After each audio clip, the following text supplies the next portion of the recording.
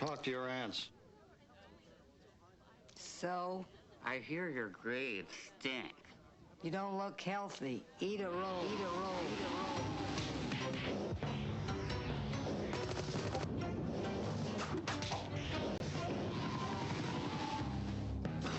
Eat this, you gravy-sucking dog! Cliffhanger from Sony Image Show. Sure, it's just. See, normally if you go one-on-one with another wrestler, you got a 50-50 chance of winning.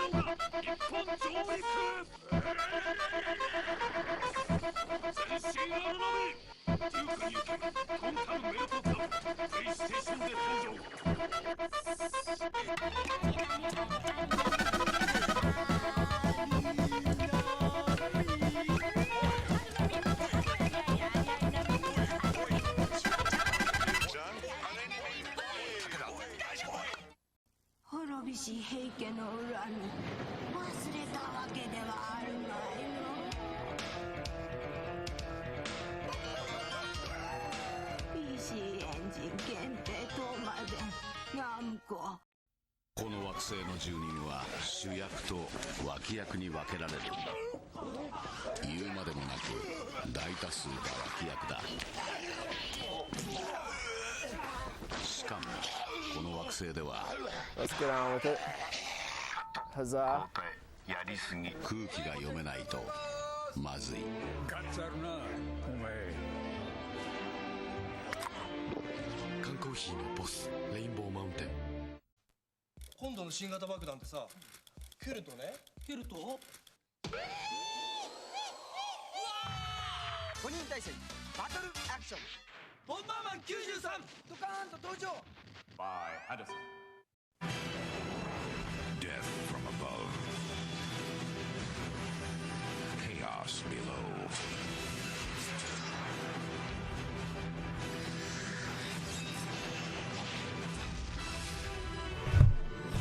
Oh boy!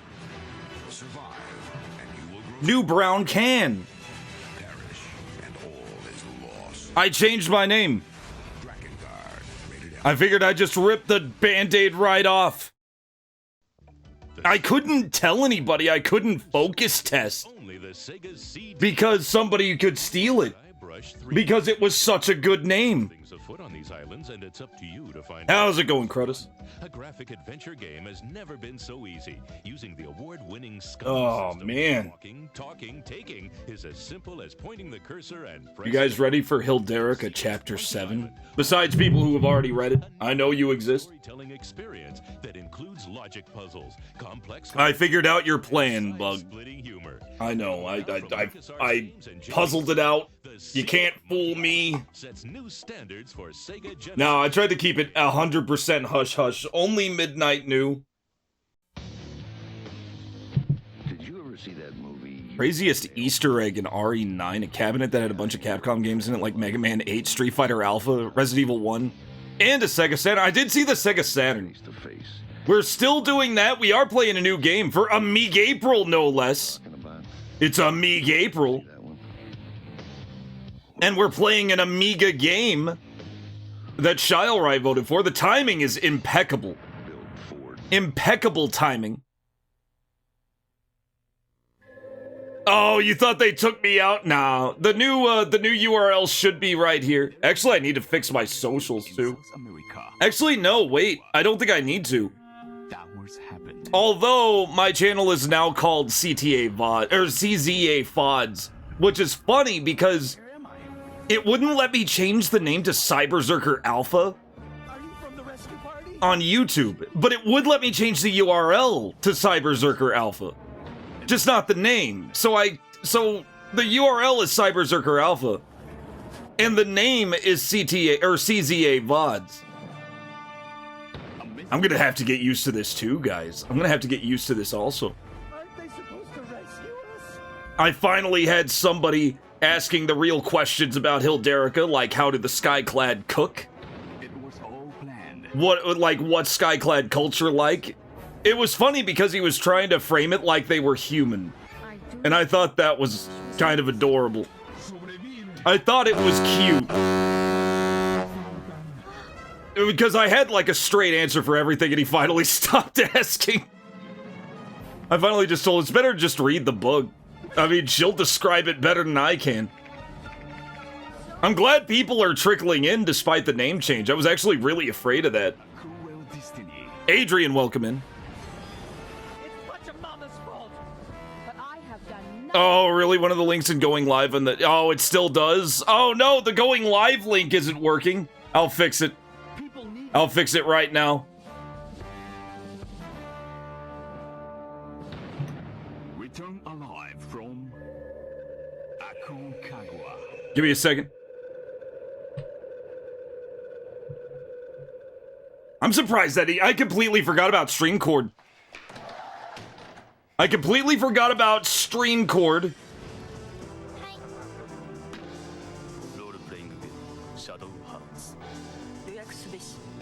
So I completely forgot to change the names of everything. We're playing DREAMWEB.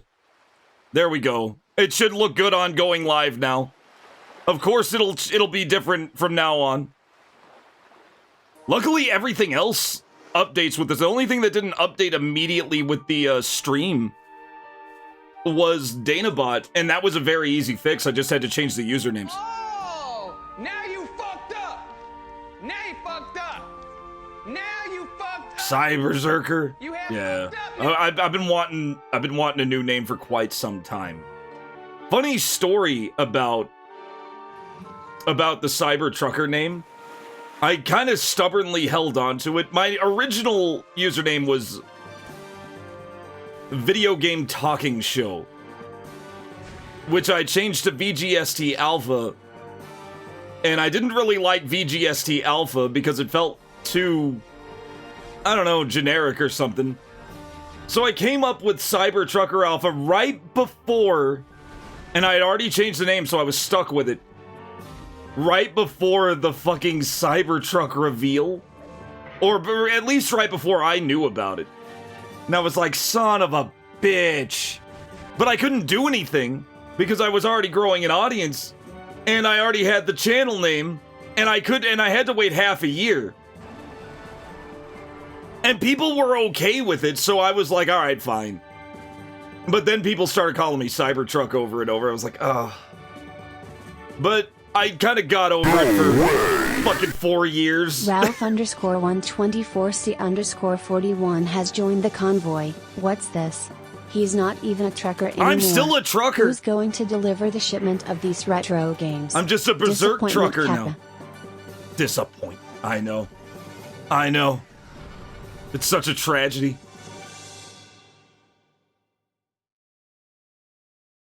Not a... Oh, I know. I know, this is a fake truck. It's just a PNG image, guys. Oh. Oh, it's just a PNG. It's just a PNG, guys. Threatening humanity. It's happening right here in our very homes and corrupting my aversion. No. Yes, friends, I'm talking about this. It may look like a harmless bagel toast. I'm the truck that Bison drives. That's what I am. I'm the berserk truck. Father Axekeeper has joined the convoy. My love for you is like a truck berserker. Nick K2 brother, no it fits. I didn't even think of my love for you as like a truck, but that makes me even happier with the name change. Let's get started.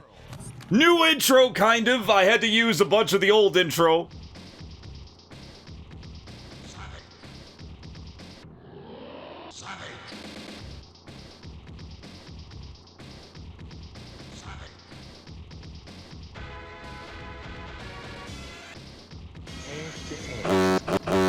The truck is still fine. Everything is normal. My hair is really wet.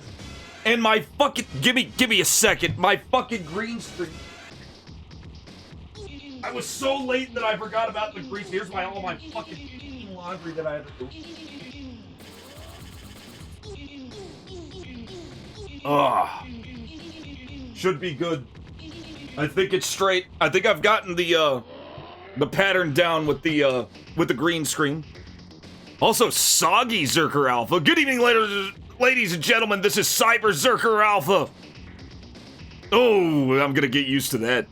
I'll get used to that quick. I like the sound of that. What do you guys think? Same new name, same great taste. Big thanks for the 2 months, Father Axekeeper, by the way. Also, big thanks to Ralph for the 12 months, a whole year. In fact, yeah, that was actually part of it, was me switching over to Morrowind for the opening crawl. Oh my god, we got a hype train. We got a hype train somehow. Cyberzerker, who are you? I killed Cybertrucker Alpha. I've replaced him. I look just like him. Pizza time. Everything still works too. That was what was amazing to me, was how easy the change was. I did have to change a bunch of stuff, but they were little small changes. They weren't anything major. Anyway, before we get properly started, let's turn this off. I said turn off. I'm gonna give him 100 bits. Thank you for the 100 bits, White Buffalo 6. White Buffalo 6 has given him 100 bits, in not dollars. Oh no, the chair. I was pulling for Cybertrucker Fucker Alpha, but this works too. Cybertrucker Fucker Alpha. I considered Cyberfucker, but then it hit me that I'm a partner and that probably would not fly. It's still funny as shit that I couldn't change my YouTube username to Cyberzerker Alpha. I couldn't do it for some reason. It just said I couldn't change it. But it did change the URL. So I just changed the name to CZA VODs. Which is so weird. But yeah, be sure to vote for the game after Tomb Raider 4. We're playing DREAMWEB tonight.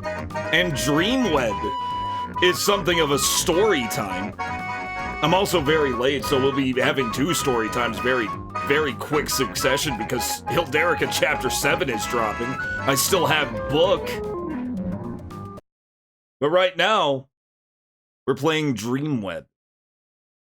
And before we play DREAMWEB, Cyber Lead Haxer Alpha? Oh. And because we're playing DREAMWEB, that means we also have to read a story. Because story time is a big part of Diary of a Madman. Actually, wait, what am I doing? I need this browser capture. I need this browser capture. There we go. Diary of a Madman is the story of a madman. Because DREAMWEB, let's look at DREAMWEB real fast before we even really get into the story. DREAMWEB is about Ryan. It's mature content, guys. Look at how mature this content is that I got flagged. Oh wait. This content is very mature, guys.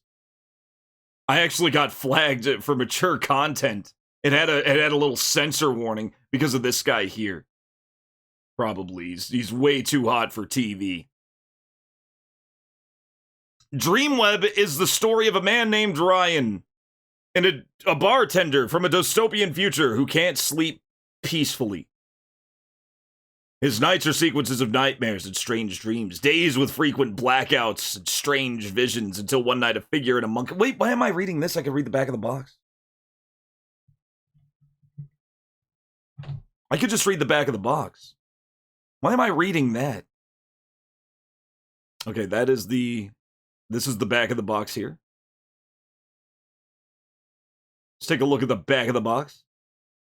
It was just a dream. Swirling Eye was mistaken. We don't get to rename the main character? I guess not. No, you guys couldn't rename me because it would just get stolen. It would just get stolen. Honor of late Lord Yoshi. Yes, Kishimoto died. The co-creator of River City Ransom died. I didn't even know that when I put that up there. Cyberzerker is here. We can't rename Ryan. Bartender Ryan. What? We can't rename Ryan. Rip? What? Everything okay? Oh, the death of, yes, yeah.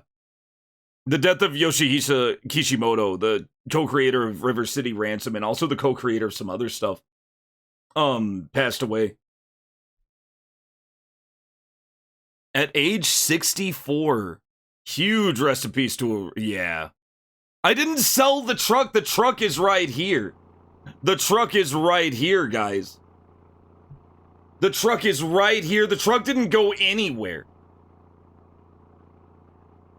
The truck didn't go anywhere. And I'm still the best truck decorator 2024. The truck is fine. The truck is perfectly okay. It was just a dream. It was so real, so vivid. It was just a dream, wasn't it? In your dreams, you travel to the dream web. Everyone does. It affects the plane of your subconscious. Ryan has a disturbing inner turmoil driving him, testing him, forcing him through this battle of the subconscious mind. The dream web is about to be shattered. Totally original concept. Nobody's ever come up with dreams in a game.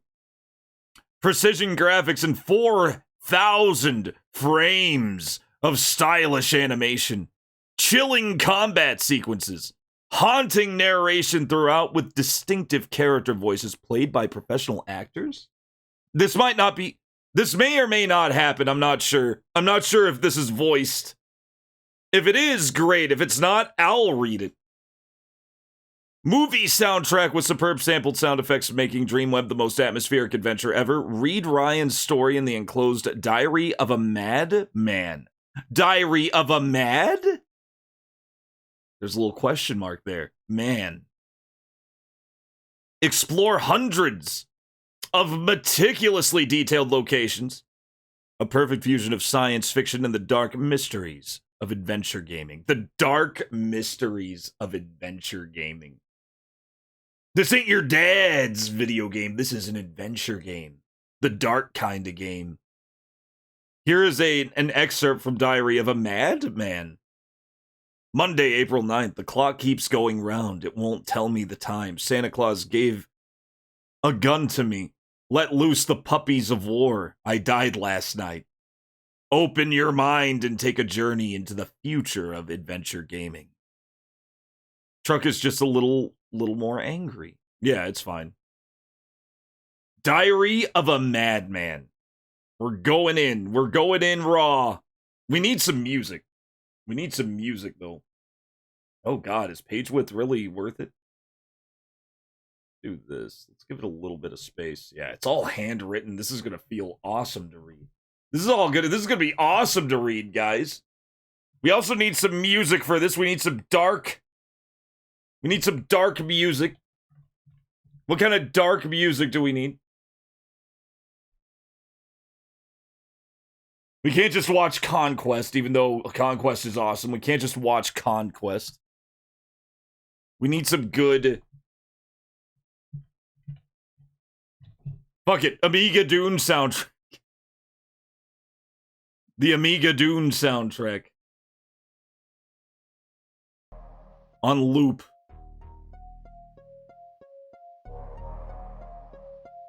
Wednesday, March 28th. Ryan. There. The first entry in the journal, my own name. Hey, Cube, I sure am. The time is 11:45 a.m. Precisely. I don't know why I bought this journal. Come to think of it, I don't know why I'm waiting in it. Why I'm writing in it. Also, this is 44 pages long. Get ready. Get comfy.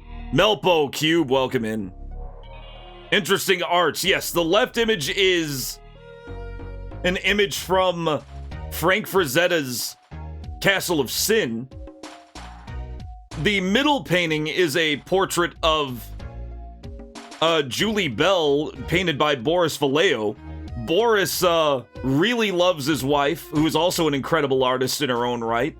And of course, because she was a professional bodybuilder, she's also one of his foremost models. And so this is a picture of Julie Bell if she had red hair and bikini armor. I'm thinking this is also a Boris painting, but I'm not 100% sure. This may be a Julie painting on the right. But that's just Red Sonja.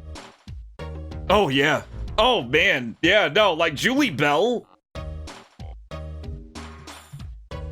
Julie Bell. Here's a picture of her from back in the day. Here's Julie Bell back in the day. You know, she's an old lady now, but that was her, like, in her like, bodybuilding prime. You know, she was an absolute hunter. Yeah, she was an absolute babe. Still kind of is, really. I mean, here she is now. She's still hot. Like, but yeah, this is Boris Vallejo's wife. There's Boris. There's Julie. There's Andrew WK for some fucking reason. But yeah, that's Julie Bell. So of course I was gonna add that. Red Sonja limited edition 4K. I'm curious about it. Anyway, the time is 11:45 a.m. precisely. I don't know why I bought this journal. Come to think of it, I don't know why I'm writing in it. Never kept a journal before, not even those little diaries when I was a kid. I won't write about the dreams, not in detail. I'm not committing my nightmares to paper. Never! Enough of that. I wrote in all caps long enough. If anyone's interested, I was 26 last Monday. I didn't celebrate the birthday. Now what shall I say? Sounds like my 26th.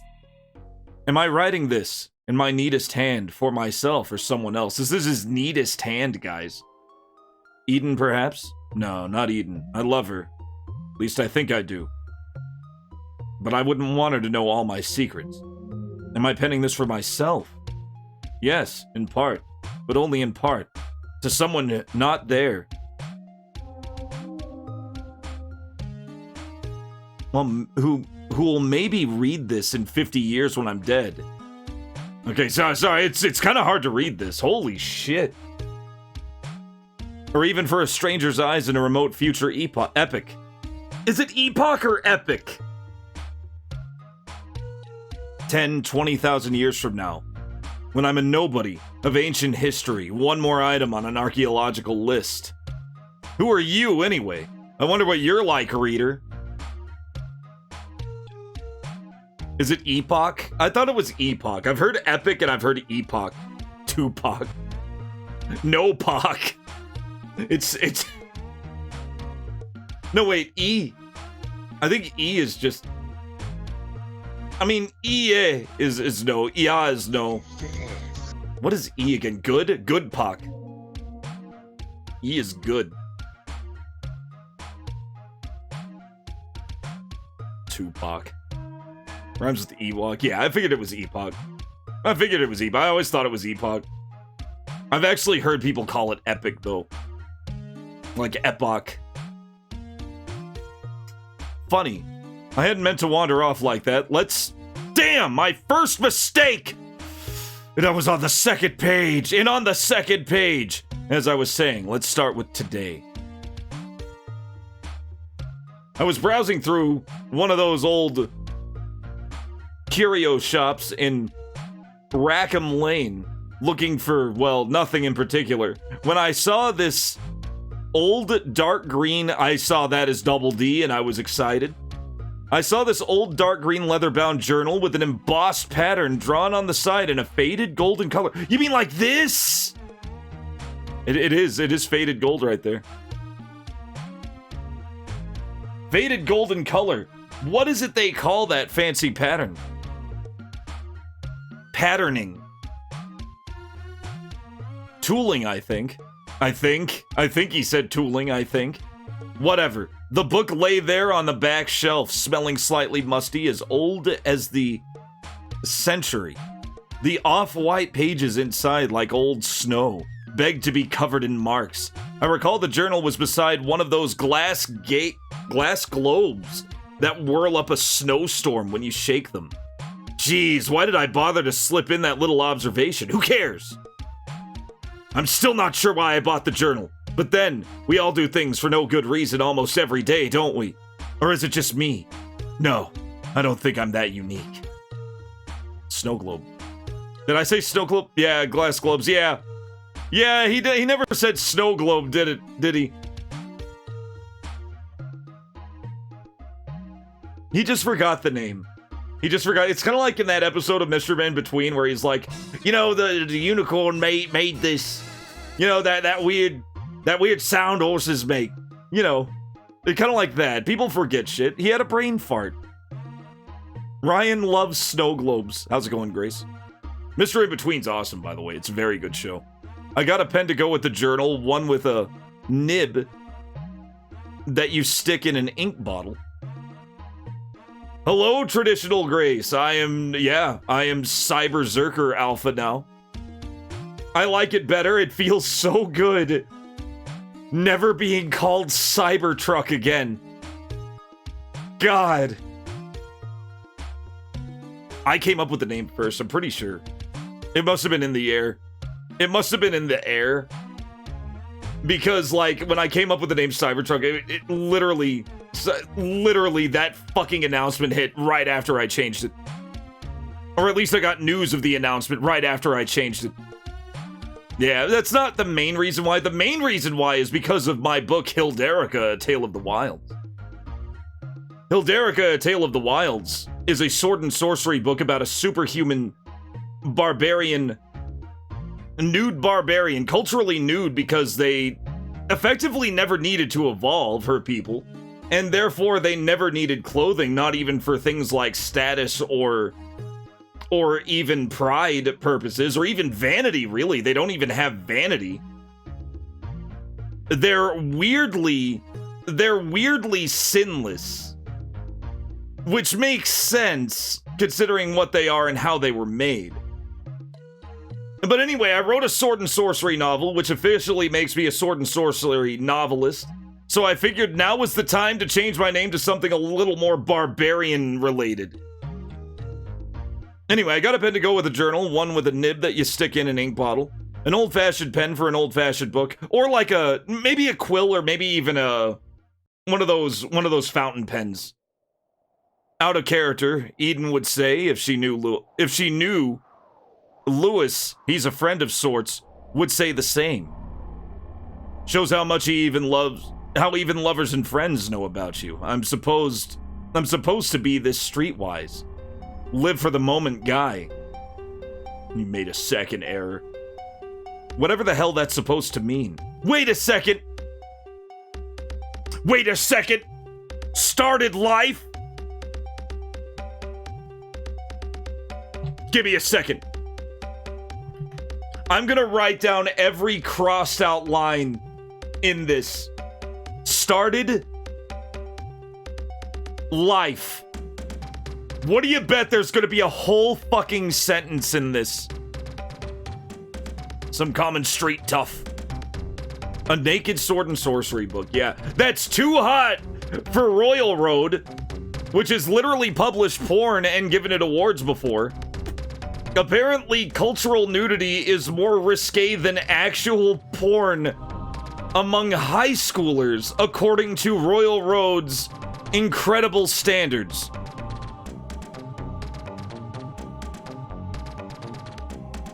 Also, I bought a domain name. I'm thinking of actually making it a whole website. Doing a whole, like, website, because I found out how cheap it can be if you play your cards right. And I played my cards right. And I'm talking, like, maybe less than $50 a year to maintain a website. And, of course, it's, you know, a small book site just for my books, just to self-publish. Thank God Mid wasn't playing. Oh, God. Now, I'm having a hard time reading the handwriting, guys. Live for the moment, guy. Whatever the hell that's supposed to mean. But we all have our hidden sides, all of us.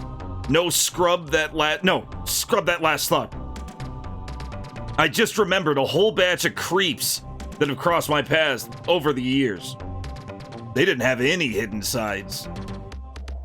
The TV's on in the corner of the room. There's some jerk just come on the screen. One of those mainstream rock stars in his late 20s wearing a watch that had just cost me and most people a year's wages. Is this fair? If you think so, you're either rich or crazy. Okay, some performers are talented, but David David Crane, lead singer of Arachnophobia, sure as hell isn't one of them. Oh, he's kind of like Jared Leto. But maybe you're a fan and want to strangle me with a guitar string. It's odd how I keep writing as though some stranger's going to read this, but maybe all diarists. Wait, what is that? Dairy? Adding it. Started life dairy. Oh, it's so good. Should I capitalize the Z? I could do that very easily. I could do that, like, instantly. Should I capitalize the Z? There is no such word as Zerker. So I wasn't sure. You think I should? I could do that right now, probably. I could do that right this minute. It wouldn't even take me any... It would take me, like, no time whatsoever. Well, before then, I'm gonna hide this. Let's see here.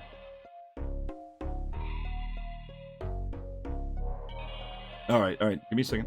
Count 7. I could do this instantly. You can change the capitalization of your name at any time. See how that looks. Okay, it's done. It's done.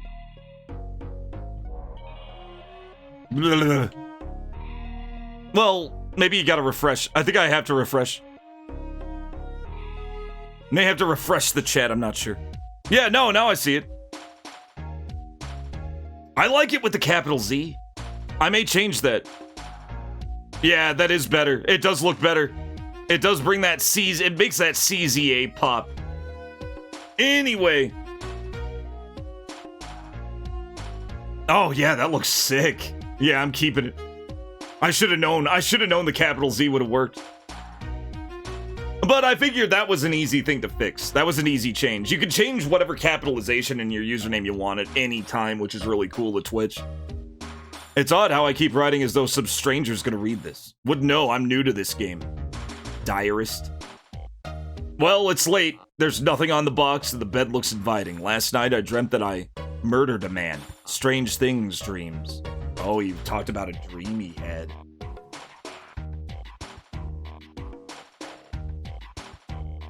These are very cool looking letters, aren't they? Like Citizen Kane. One of the reasons Citizen Kane got off the ground is because the name literally had a Z and a K in it. And they thought that would look good in movie posters. So they were like, yeah, okay, we're considering this. I'm not kidding. Thursday, March 29. 8:30 in the evening and all's well. Work's over for the day and no, I won't talk about work. I'm glancing around my flat at the moment. It's scruffier than usual, considering Eden will be here in an hour. She's always trying to get me to tidy up. The bathroom isn't too much of a mess. I could see into it from my table near the window. The kitchen door's open too. The kitchen is pretty clean, by my standards. All I ever use is the microwave. Microwave man. As for the living room. As for the living room come bedroom. It's a very rare use of the word come. But it's one I respect. It looks as if half a dozen students lived in it. Stained walls, dusty. Base _hole conscripted cyber sex monster to the convoy. Base _hole gifted a Thank you for the sub gift to sub to cyber sex monster. They have given 32 gift subs. That was in the actually what I channel. was gonna change it to. I use cum all the time. You do, you. It looks as if half a dozen students lived in it. Stained walls. Dusty, almost wall-to-wall carpets. The carpet has its decorations. Screwed up socks and crumpled beer cans. And the cigarette stubs that have somehow escaped the ashtrays. I'm using context clues for half of this. Uh-oh, I just spotted a rubber under the bed. So that's where it got to. Be back in a moment. But you didn't have to tell me that. Hear her again. Hear her again.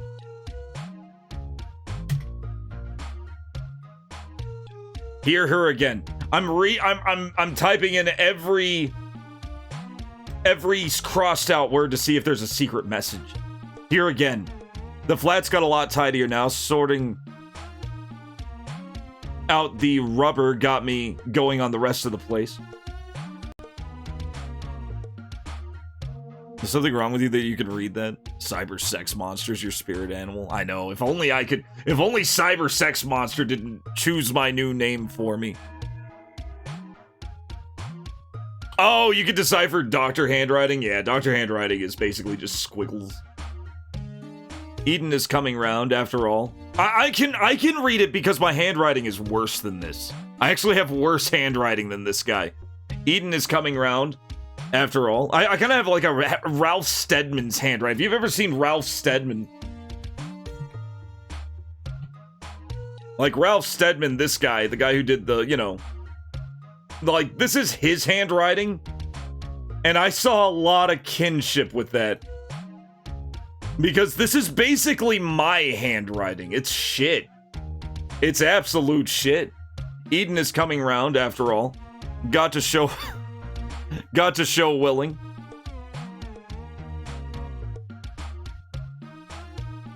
Gotta show willing. Still looks a dump though.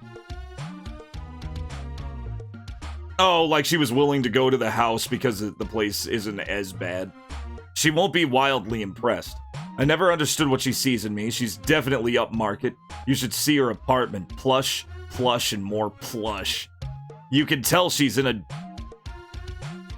You can tell she's in a high-flyer job. Something to do with communications consultancy and PR. I didn't ask.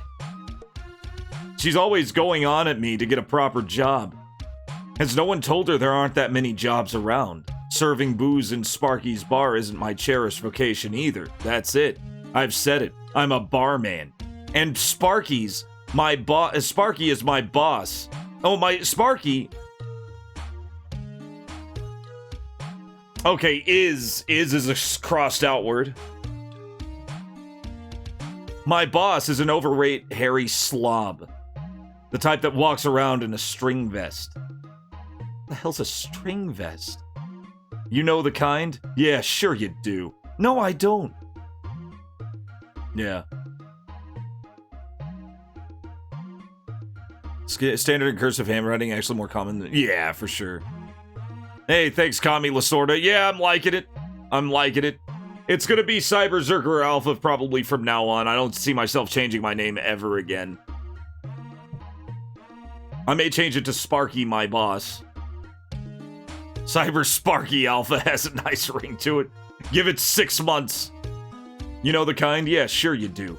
I just looked out the window down at the street. The window panes are grubby, if you hadn't already guessed. It's raining and the street is smeared yellow with the lights of sodium lamps.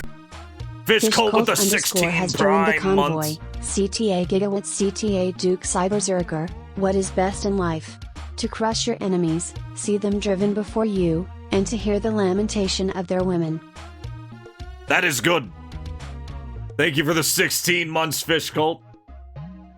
The window panes are grubby, if you hadn't already guessed.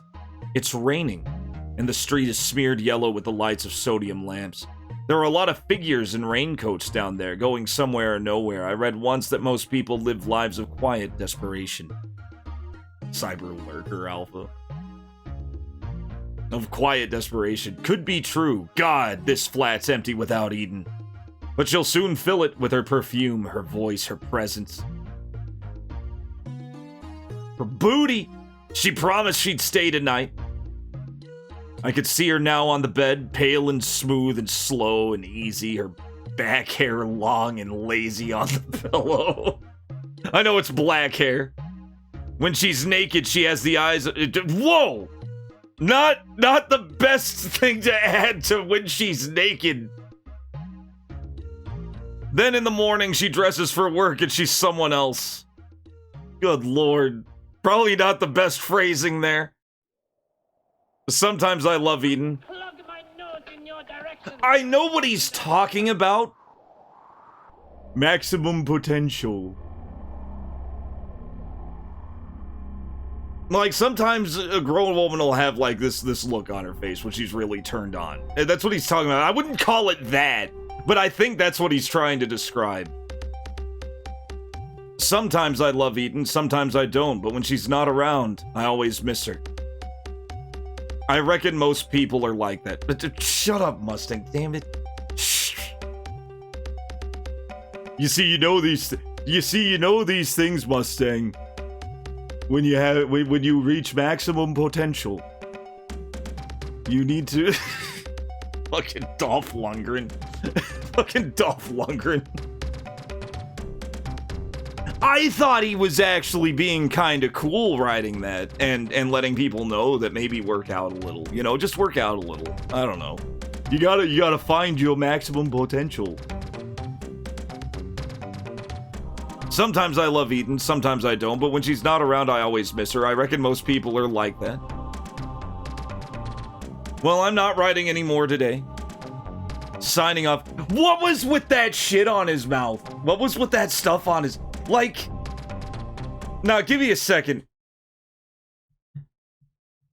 Because McCann never points this out, and it's like an elephant in the damn room. This is an hour long. What the hell is this? Did Grace Jones put him up to this fucking lipstick shit on his mouth? Like... There's no way it will function the way you want it to. Like, what is that? Is it sunscreen? Is he trying to keep his lips from getting sunburned? People striving to achieve their goals and then just fall short, not because they didn't deserve the success or because they weren't smart enough, but because their body didn't have the endurance. It's zinc. Okay, so it is. It is just sunscreen. It's just sunblock. It's just sunblock. It's not dolphin cum. I refuse to believe it's dolphin cum. Also, this is a really fucking sick track right here. I don't think I could play it without getting like, you know, copyrighted, but whatever. Dolphin Lundgren. Cricket players wear it all the time. Oh, okay, so it's a cricket thing. Probably Grace's fault. I'm gonna blame Grace. I'm with Fish Cult here. How's it going, Rays? Welcome in. Welcome to the first ever Cyberzerker Alpha stream. I figured I'd rip the band-aid. I thought of, like, giving you guys, like, a whole month's fair warning, and I thought, fuck it, I'm doing it now. We're doing it live. Sometimes I love Eden, sometimes I don't. Okay, I miss her, even though I don't always love her. I reckon most people are like that. Well, I'm not writing anymore today, signing off, or whatever diarists are supposed to say. Me again. It's after midnight. Eden didn't come. Sometimes you do your best, man. I get it. I get it. Sometimes you just gotta... Sometimes you don't last that long. She phoned, made her apologies, explaining about work. Why did she apologize? Cyber Alpha Gundam. Explaining about work, loads and deadlines. I said I didn't mind. I'm a good liar when I want to be. 10 minutes later, Lewis turned up, not Lois. Peter. Scratching his needle, scabs, and asking if I wanted any drugs. I haven't touched that stuff in years, but he keeps on asking. Lewis for Eden. Not much of a trade. He started to babble about imaginary spiders, brushing him off his sleeves. I had to kick him out. I watched TV for an hour. It was a program on serial killers. No, I'm not especially morbid. Homicidal? I'm not especially homicidal. I'm gonna put the whole word. Started life diary here.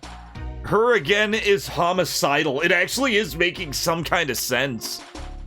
That's all the crossed out words so far in order. No, I'm not especially morbid. There's been this serial killer scaring hell out of the city for the past few months. The media have dubbed him the dealer because he has this thing about playing cards and... No. I don't feel like writing about the dealer tonight. Will Ozrock has joined the convoy. Hey, what's up, Alpha and chat? How's everyone doing? 27 months. Damn, that's a long time for a subscript. Holy fuck. Tits. How's it going, Will? How's it going, Will? Thank you for the 27 months. We're reading. This is the Story Nook. This is actually for my book, Hilderica, which I'll be reading later. Later tonight at midnight. Couple hours from now. I gotta hurry up and finish reading this. I think it does get shorter, even though we're on page 9 of 44. It does get shorter because the words get bigger. There's been the serial killer... Okay, I don't want to talk about the dealer tonight. It's still raining and the street below is deserted. Everywhere there's a gap that is shaped like Eden. I don't know what to write. I don't want to write about the dreams. I don't want? Should I write that down also because it's a mistake? I'm gonna make a second line with want.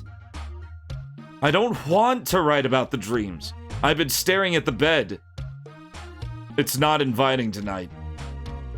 Friday, March 30, 11:32 p.m. Eden went home 10 minutes ago. She came around on a surprise visit and found that the hat in one hell of a mess. The hat? Oh, the flat. The flat in one hell of a mess. That's the trouble with surprise visits. You ever have that trouble? Bet you do. She wrinkled her nose and said that there was an unhealthy smell. An unhealthy smell. I hadn't noticed it, which probably says more about me than it does her. And she pointed out all these spiders have moved in since she last came. True enough.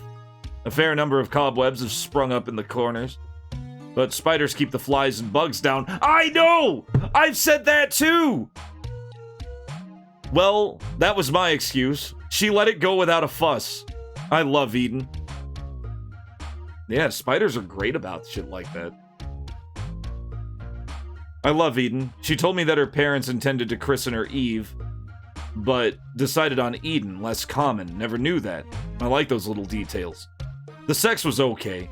Sex was fine. Which means it wasn't okay. With me and Eden, the sex has always been a lot more than okay. Whatever. We fell asleep. Bad move. I woke up shuddering, my heart performing a bongo... R-Y-H. My heart performing a bongo rhythm. How's it going, Onido Kaku? New name, new ads. Different name, same great taste. Brought to you by WWE and DoorDash. Really? WWE and DoorDash hit you with ads, Oni? I try to keep the default pre-roll ads. Because that way, there are no more ads unless you have to refresh, other than that rhythmic 3-minute bullshit every fucking hour. I hate it. Also, no camera. What are you talking about? This is my story time. It's my story time. No camera during story time.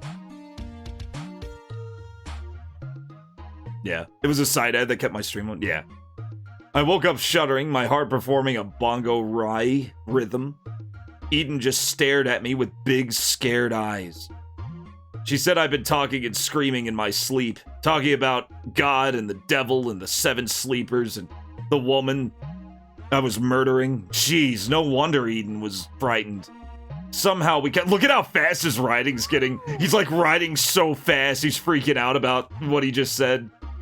Somehow we calmed each other down with soothing words about dreams only being dreams, made coffee and small talk, and then we watched TV. Another bad move. There was a fresh report on the dealer. He'd murdered a woman in her flat a mere couple blocks away, an hour before Eden arrived. Before Eden arrived! Eden gave me this look. There was no obvious accusation in it. No real hint of fear, just this look. I knew she was thinking about the blackouts I've suffered since my late teens, but she didn't say a word. She gave me a half smile and a half-hearted kiss.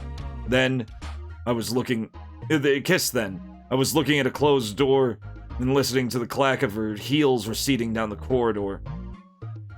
I've been looking out the window for the best part of an hour. The rain's eased off somewhere out there, I thought. Is the Dead Day dealer dead?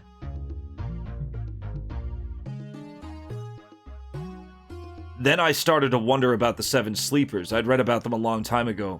I was an avid reader once before I flunked college and discovered the bottle. Maybe I'll pay Central Library a visit tomorrow. Then again, maybe I won't. Saturday, March 31st, 2:15 a.m. It's not even a lot of side boob. You can handle a little bit of side boob in a video, in a stream.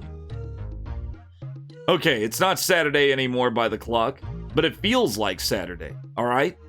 Work was a bitch. Sparky was a bastard. They went well together. A 12-hour shift ending in 2 in the morning, and I stayed off the booze every minute of it. I noticed you logged in. Dolph, my friend, I noticed you logged in on these scenes. What's the problem? Sylvester, it's Grace and her damn sex parties. Dolph, my friend. I noticed you are not locked in on those scenes. What's the problem? Sylvester, it's Grace and her damn parties. I can't concentrate from all the sex I have to do something. Come live with me, bro. See, this is just maximum potential problems, White Buffalo. When you have, there is such a thing as way too much sex. It is legitimately fucking exhausting.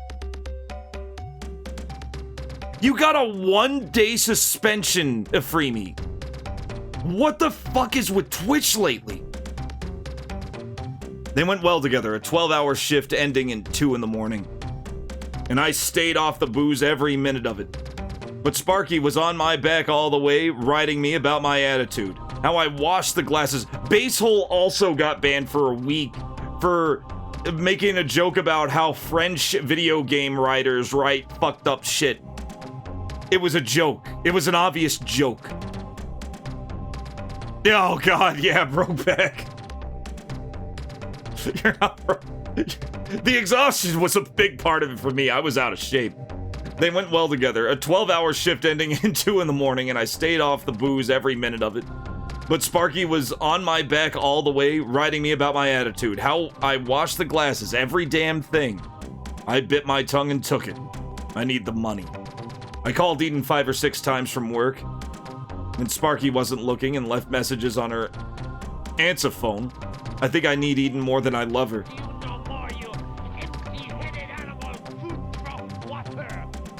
Yeah. Yeah, Cube. I don't know what's going on with Twitch. They're going haywire lately.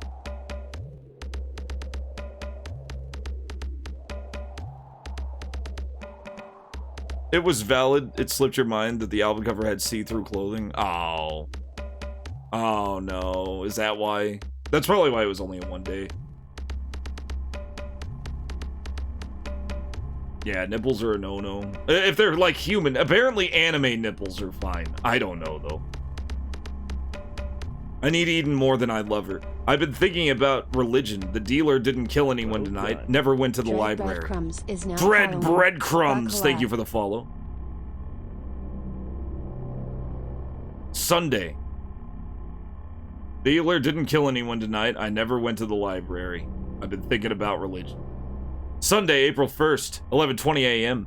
Last night, God came to me and told me to murder people. He was dressed as Santa Claus and wore dark glasses. Maybe it was an April Fool's joke. Perhaps God has a black humor. You tell me. It was only a dream, I tell myself. Only a dream. I'm writing this in a bar. No, it's not Sparky's bar. I never drink in Sparky's bar. Not on the other side of the... I'm saying that's counter.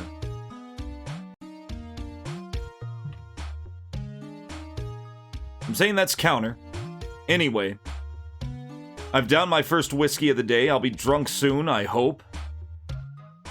Memories of Eden have banded together, ganged up on me. I'm sitting, glass in one hand, pen in the other, staring back down the years. I see Eden in her blue raincoat and red scarf, leaning against the railways of the college main hall. I've noticed her before, but for the first time, she smiles at me. Her smile is Eden. I can't express it any better. That Eden's smile saw me through months, years, as she rose higher and I sank lower.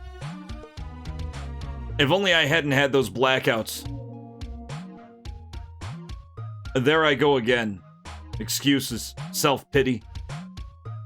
If I'm a loser, it's because I played the cards I was dealt badly, not because I was dealt bad cards. It started to rain again. I watched the puddles forming. There were a lot of empty glasses on my table. Can't remember how they all got there. Eden hasn't been answering my calls. Maybe that's why I'm eyeing the girl at the bar. Her face frosted with powder, mouth slashed red with bright lipstick. She looks cheap, as in cheap by the hour. Sometimes you take comfort wherever you can find it, even counterfeit comfort. That's a good line. I like that line. That's good shit. 10:56 p.m. She left my flat an hour ago, about the time of my hangover wore off. This is a video game, by the way. Her name was Angel, she said. For me, she was an angel for a while. A ministering angel. And she was my priestess confessor. I told her everything. I told her stuff I'd daren't commit to paper. Everything. She didn't judge. She didn't condemn. Oh, sure, I know why. She didn't damn well care. Doesn't matter. I feel absolved. Stupid as that sounds.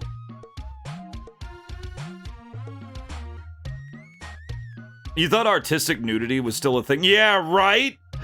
Free me? I cannot get my book on Royal Road because the main character is a nude woman. Who is nude by her own choice, by the way. But apparently even non-visual nipples, even a book without the word nipple in it, is too much for some platforms. It is insane. She'll remember when they argue. Oh, yeah. Yeah, I know. And that's a funny thing. If you guys noticed, throughout the entire book that I've read so far, the word nipple has not been in it. Yeah, it's so dumb. It's so dumb, Gambit. Oh, but dudes can. It's fine for a dude. I could show off, like, my nipple right now and be fine. It's so dumb. Anyway, doesn't matter. I feel absolved, stupid as that sound. I haven't a clue what she felt, if she felt anything. She had fresh bruises all over her body, some purple, angry. I asked her where she got them. Part of the job, she replied. Customers get what they pay for. Angel was wearing a small fortune in the slim shape of a watch. I recognized it as the one David Crane wore on the TV broadcast. Big mistake. When I pressed her about it, she refused to admit anything. Professional confidence. But her expression told it all.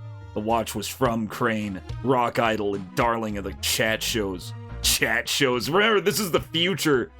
I guess a chat show would basically be a live stream. This guy was predicting live streams. The bruises were from him, too. I had damn all money to give her. She didn't mind. I want to see Angel again. There's another one. Oh, want. It's just how he spells want. I know I won't. 4:12 p.m. Eden's just phoned asking if I wanted her to come over. I didn't want to see her. I told her to come right round. Oh, Eden. Eden finally came back. Cyber Nipple Alpha, that's my name.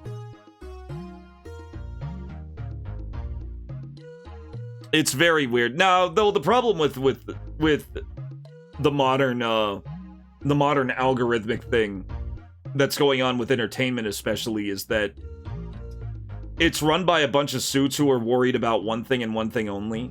Advertisers. Actually, two things. Advertisers and payment processors.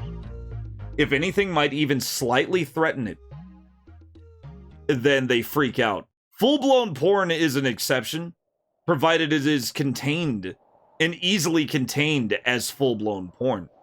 Shit that walks a middle ground like what Hilderica does, where it's not necessarily pornographic, but it is also not afraid of being sexual.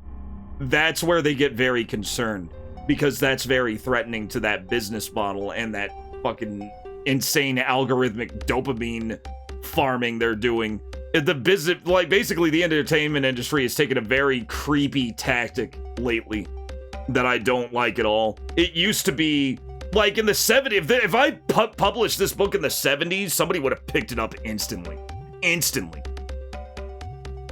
it would have been right on shelves as like a Tor paperback or something. And because that's the shit I grew up reading. I read shit from before I was born. I loved reading shit from before I was born. I had a lot of I had a bunch of heavy metal magazines. I watched a lot of Franco-Belgian, you know, animated films like Gandahar. Gandahar has a fully topless main character, who's accompanying the other main character. It sucks to say that it was a different time, but it's the reasoning behind why it was a different time that just really irks me lately. Anyway, yesterday when I had sex with Angel, Cyber Metal Alpha, Cyberzerker. Yes, suggestive, in my opinion, is more freaky to them than full-blown porn. I really do think that, because suggestive, they're trying to remove suggestive completely out of the entertainment conversation. It either has to be G-rated or porn, with nothing in between. And it's so weird. It's so weird. Even softcore is like... Even softcore like leans more toward porn, and even that's more dangerous than porn. Yes! I grew up on Bakshi, Spencer. Like I said, I had a bunch of heavy metal magazines. I watched heavy metal when I was a kid. I watched Ghost in the Shell when I was like 10. Or like... Yeah, I would have been... I was 7 when it came out, but it was on video for years when I finally watched it. Like, think of Ghost in the Shell. How often... The first Ghost in the Shell movie from 1996, how often was Motoko Kusanagi just full-blown naked because she didn't really give a shit what her shell looked like. She had that supplied to her. She was a brain in a tin can, and she knew it. She didn't care what it looked like. Lord of the Rings animated is God tier. I love it. Another God tier movie is Wizards. Wizards is fantastic. I want to say the best fucking line in Wizards every time it gets mentioned, but then I remember that it's a spoiler and I can't say it. The best line in Wizards is a spoiler because it just fucking comes together so well.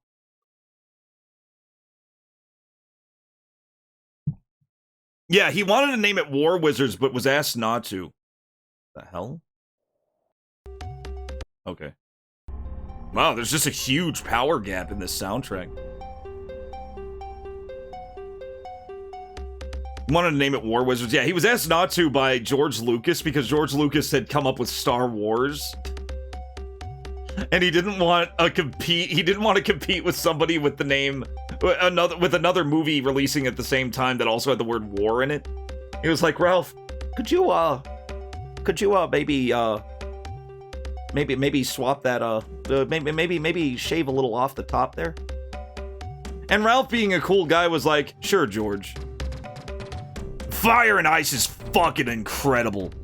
Fire and Ice is probably my favorite Bakshi movie. No, that's not true. American Pop is my favorite Bakshi movie. But Fire and Ice is my second favorite Bakshi movie. And it's so fucking good. It's so good. Abracadabra.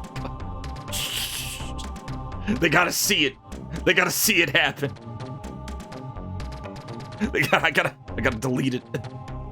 I can't delete him. Oh no. I can't delete these. We don't gotta delete. Just don't read a free me comment. We don't have to delete it.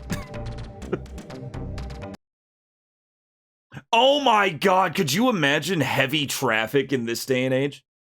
Could you imagine Ghost of the Shell 96 in this day and age?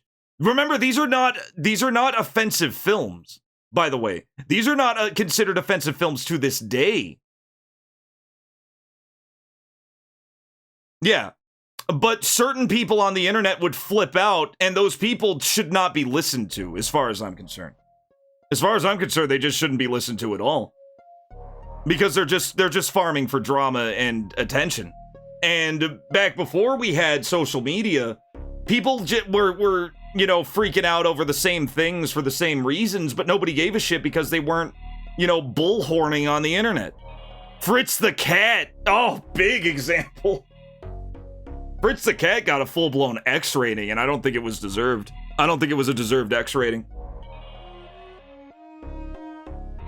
And then let's talk about Osamu Tezuka. Osamu Tezuka made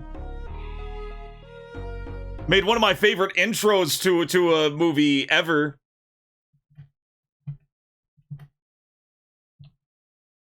One of my favorite. Oh, I gotta be careful about this. I gotta be careful about this. There might be a nipple.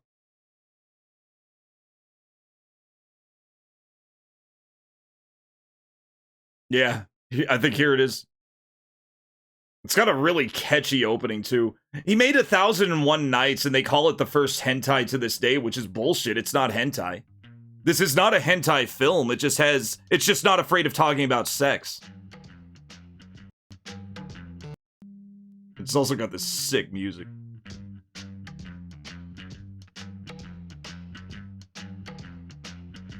It just has topless women from time to time. There's this one point where he goes to the Siren Island and almost gets fucking killed and murdered.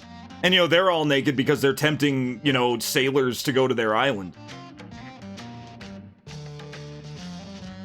Yeah, oh, this movie is fucking awesome. This movie is so good. Belladonna of Sadness I need to watch. I also need to watch Cleopatra. Cleopatra's the one with the insane rotoscope shit where they rotoscoped anime heads on the characters at the beginning.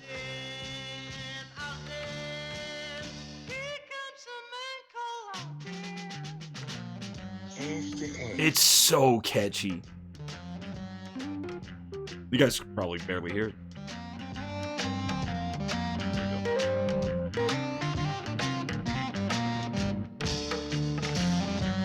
"1969 this was made.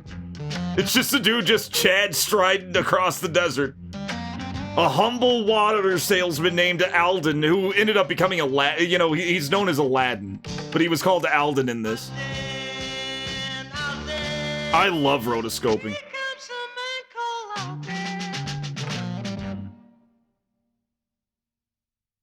Baghdad.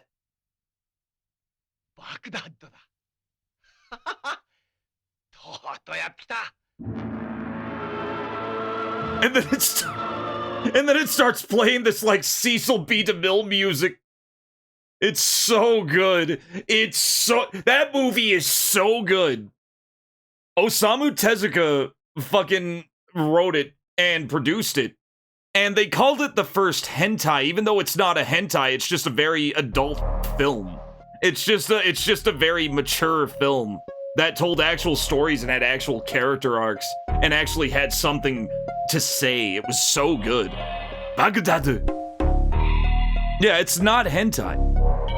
It's called, now that is by the same team that made Belladonna of Sadness. It's called a 1001 Nights. And you'll see a lot of similarities to Disney's Aladdin and even The Thief and the Cobbler, except it predated both of those.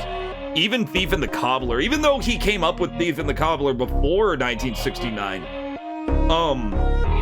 Richard Williams ended up having to ended up changing exactly what his story was going to be in the 70s after the release of 1001 Nights. And Osamu Tezuka was in charge of writing 1001 Nights. It was actually based on a manga he did. Now, of course, it's going to be, dated and stuff because it's exaggerated, a Japanese, 60s Japanese vision of Baghdad. So you're going to see some stuff like that, of course. But even then, it still treats the characters as very human. Even when they're exaggerated, they're still very human. They have their own specific motivations. They have their natures. They have their weaknesses. They have, traits that make them less than likable sometimes, even downright hateable sometimes. It's so good. I ended up really liking it. It is goofy as shit.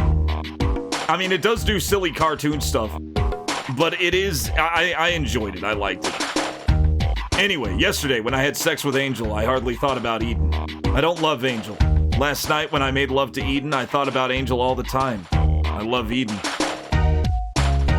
Life is a Leonard Cohen song.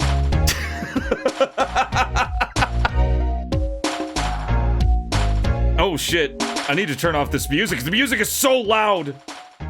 Sorry. Sorry. Life is a Leonard Cohen song. We speak in code because we think in riddles. Alright, well, I'm gonna have to write that. We speak in code because we think in riddles. He's crossed all that out. Eden was hardly through the door when she asked me about the blackouts. Were they getting worse? I mumbled something or other. Then she took me by the hand and sat me down on the bed, and she smiled that Eden smile. That smile I saw years ago when we were first-year college students. At that moment, I was certain of two things. I would never love anyone as I loved Eden. And I was the last man Eden should have been for a lover. It wasn't just that she was a winner and I was a loser. I'm not proud. I couldn't. I could live with that. No. It was more than that. In a rare instant of revelation. Reval.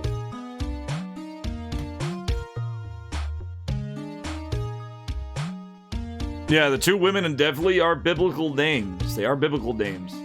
Angel and Eden, and very simple biblical names too. Not really specific names like Delilah or things like that. Like they're like, you know, Eden, Angel. They're very simple. I'm not proud. I couldn't live with that. No, it was a revelation. Okay, it was an instant of revelation. I knew that I was death, but I couldn't find the words to tell her. I'm still struggling to frame the words, explain the insight, what to say, that I'm Death himself. The Grim Rapper. The Grim Reaper. No way, nothing so grand. Perhaps in a way, I'm Death for some. Except I'm not sure what that means. And I'm also a dead man, but I haven't much of a clue what I mean by that either. The revelation was just too damn big for words. Let's leave it at that. After a while, I started to follow what Eden was saying. So obviously, this guy is definitely the dealer. After a while, I started to follow what Eden was saying. She was talking like a love saint. A love saint. I am become death, destroyer of worlds. Crash to weird, awkward, imagined sex scene in Oppenheimer. She was telling me about faith. Not chapel and Bible faith, but human faith. Faith between lovers. Eden was saying she was sorry for not trusting me, for suspecting that I might have caused harm. Okay, she admitted, so I had blackouts. She'd seen plenty of them over the years. Year? But I'd never hurt anyone while I was lost to the world. She put her arms around me and insisted that there was no danger in me at all. She was wrong, but I said nothing. Somehow, we ended up naked under the sheets. Maybe that sounds like a phony line, as if I suffered a lapse. Dissolve. A lapse? I guess he started to say lapse, and then he changed to, I suffered a lapse, dissolve in a movie. Oh, never mind. But that's almost how it seemed to me. A shift from scene to scene. A whole rabble of fears erupted inside my head. She's making love to death! I thought! She's making love to death! My love will kill her. But what the hell was I supposed to do? Claim to have a headache? Yes, Boris Vallejo, probably on the right. That might be Julie Bell. Middle is Boris Vallejo. Left is Frank Frazetta. So I thought of Angel. As I went through the actions with Eden, somehow Angel was immune. Death couldn't touch Angel. I know it sounds crazy, but sometime deep in the night, we fell asleep, and of course, I dreamed my dreams. She shook me awake in the early morning, her face as pale as the dawn. The dawn night? The dawn light. Her face as pale as the dawn light. I'd been talking in my sleep. What is that, Labby? They're getting weirder. They're getting weirder. She said, screaming in my sleep, like I was in hell. She asked me who the deliverer was. The name sent a chill through me, although I couldn't figure out why. After Eden left, I lay on the bed for a couple of hours, counting the cracks on the ceiling. Then I heard a Sympathy for the Devil on the CD player, and I got out of the flat fast. In case you're wondering why I was so spooked, I don't have any Rolling Stones CDs. That is weird. That's weird. That's good. That's good and spooky. Oh, right, talking and ended up making it taking. Okay, I'll write taking then. Frank Frechetta. Frank Frechetta. Don't ask me why. Some obscure need. Oh, anyway, yeah. I went to the library a couple hours before work and took out 4 books on religion and mythology. Then I wandered around looking for an old church, an empty church. Don't ask me why. Some obscure need, who knows? I ended up in a mean area above the Italian steps. Narrow, crooked alleyways. Not a lot of sky. I passed a window painted black and entered a small square with a dry fountain. That's where I saw the church. It was one of those. Gray? He erased the G in gray. He erased the G in gray.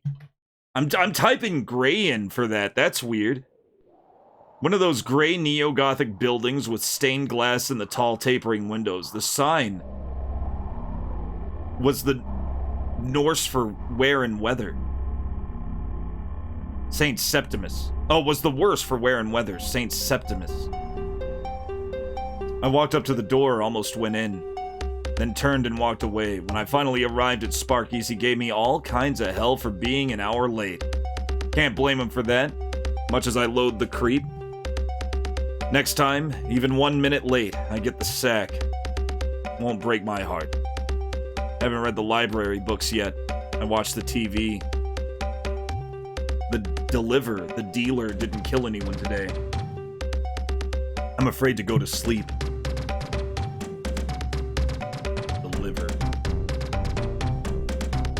Tuesday, April 5th, 9:27 a.m. I made a decision, a firm decision. Things have gone downhill since I started this journal. Perhaps writing troubles down makes them worse. I don't know. I'll try a few days, maybe a week of restricting myself to a few brief notes a day. I won't bother reading the library books. It came again last night. 11:36 p.m. The dealer killed a man tonight. Wednesday, April 4th, 10:58 p.m. My day off work. Eden rained. I told her I was catching up on sleep and best not to call around. She's better off without me. Louise came banging on the door. Louise. I'm changing that. His name doesn't have any in it. Louis came banging on the door, told him to go to hell. I'm better off without him. Dreams haven't gone away. The dealer didn't kill anyone today. Oh, he's getting crazy.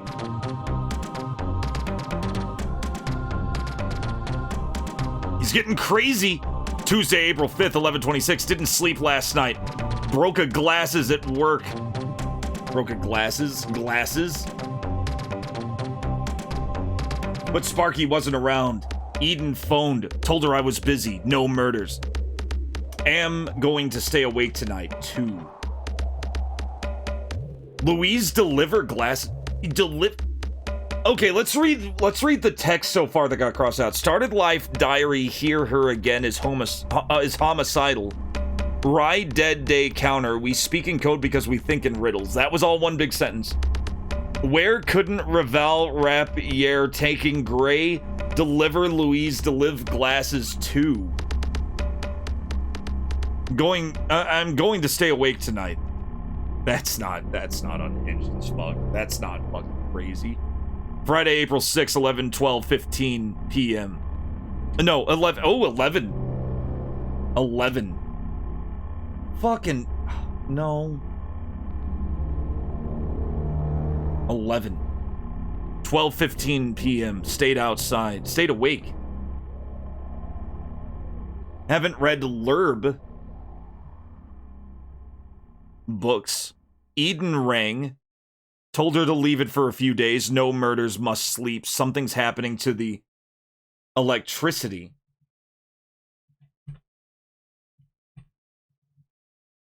Death knocked on my door. On my door, but I wouldn't let him in.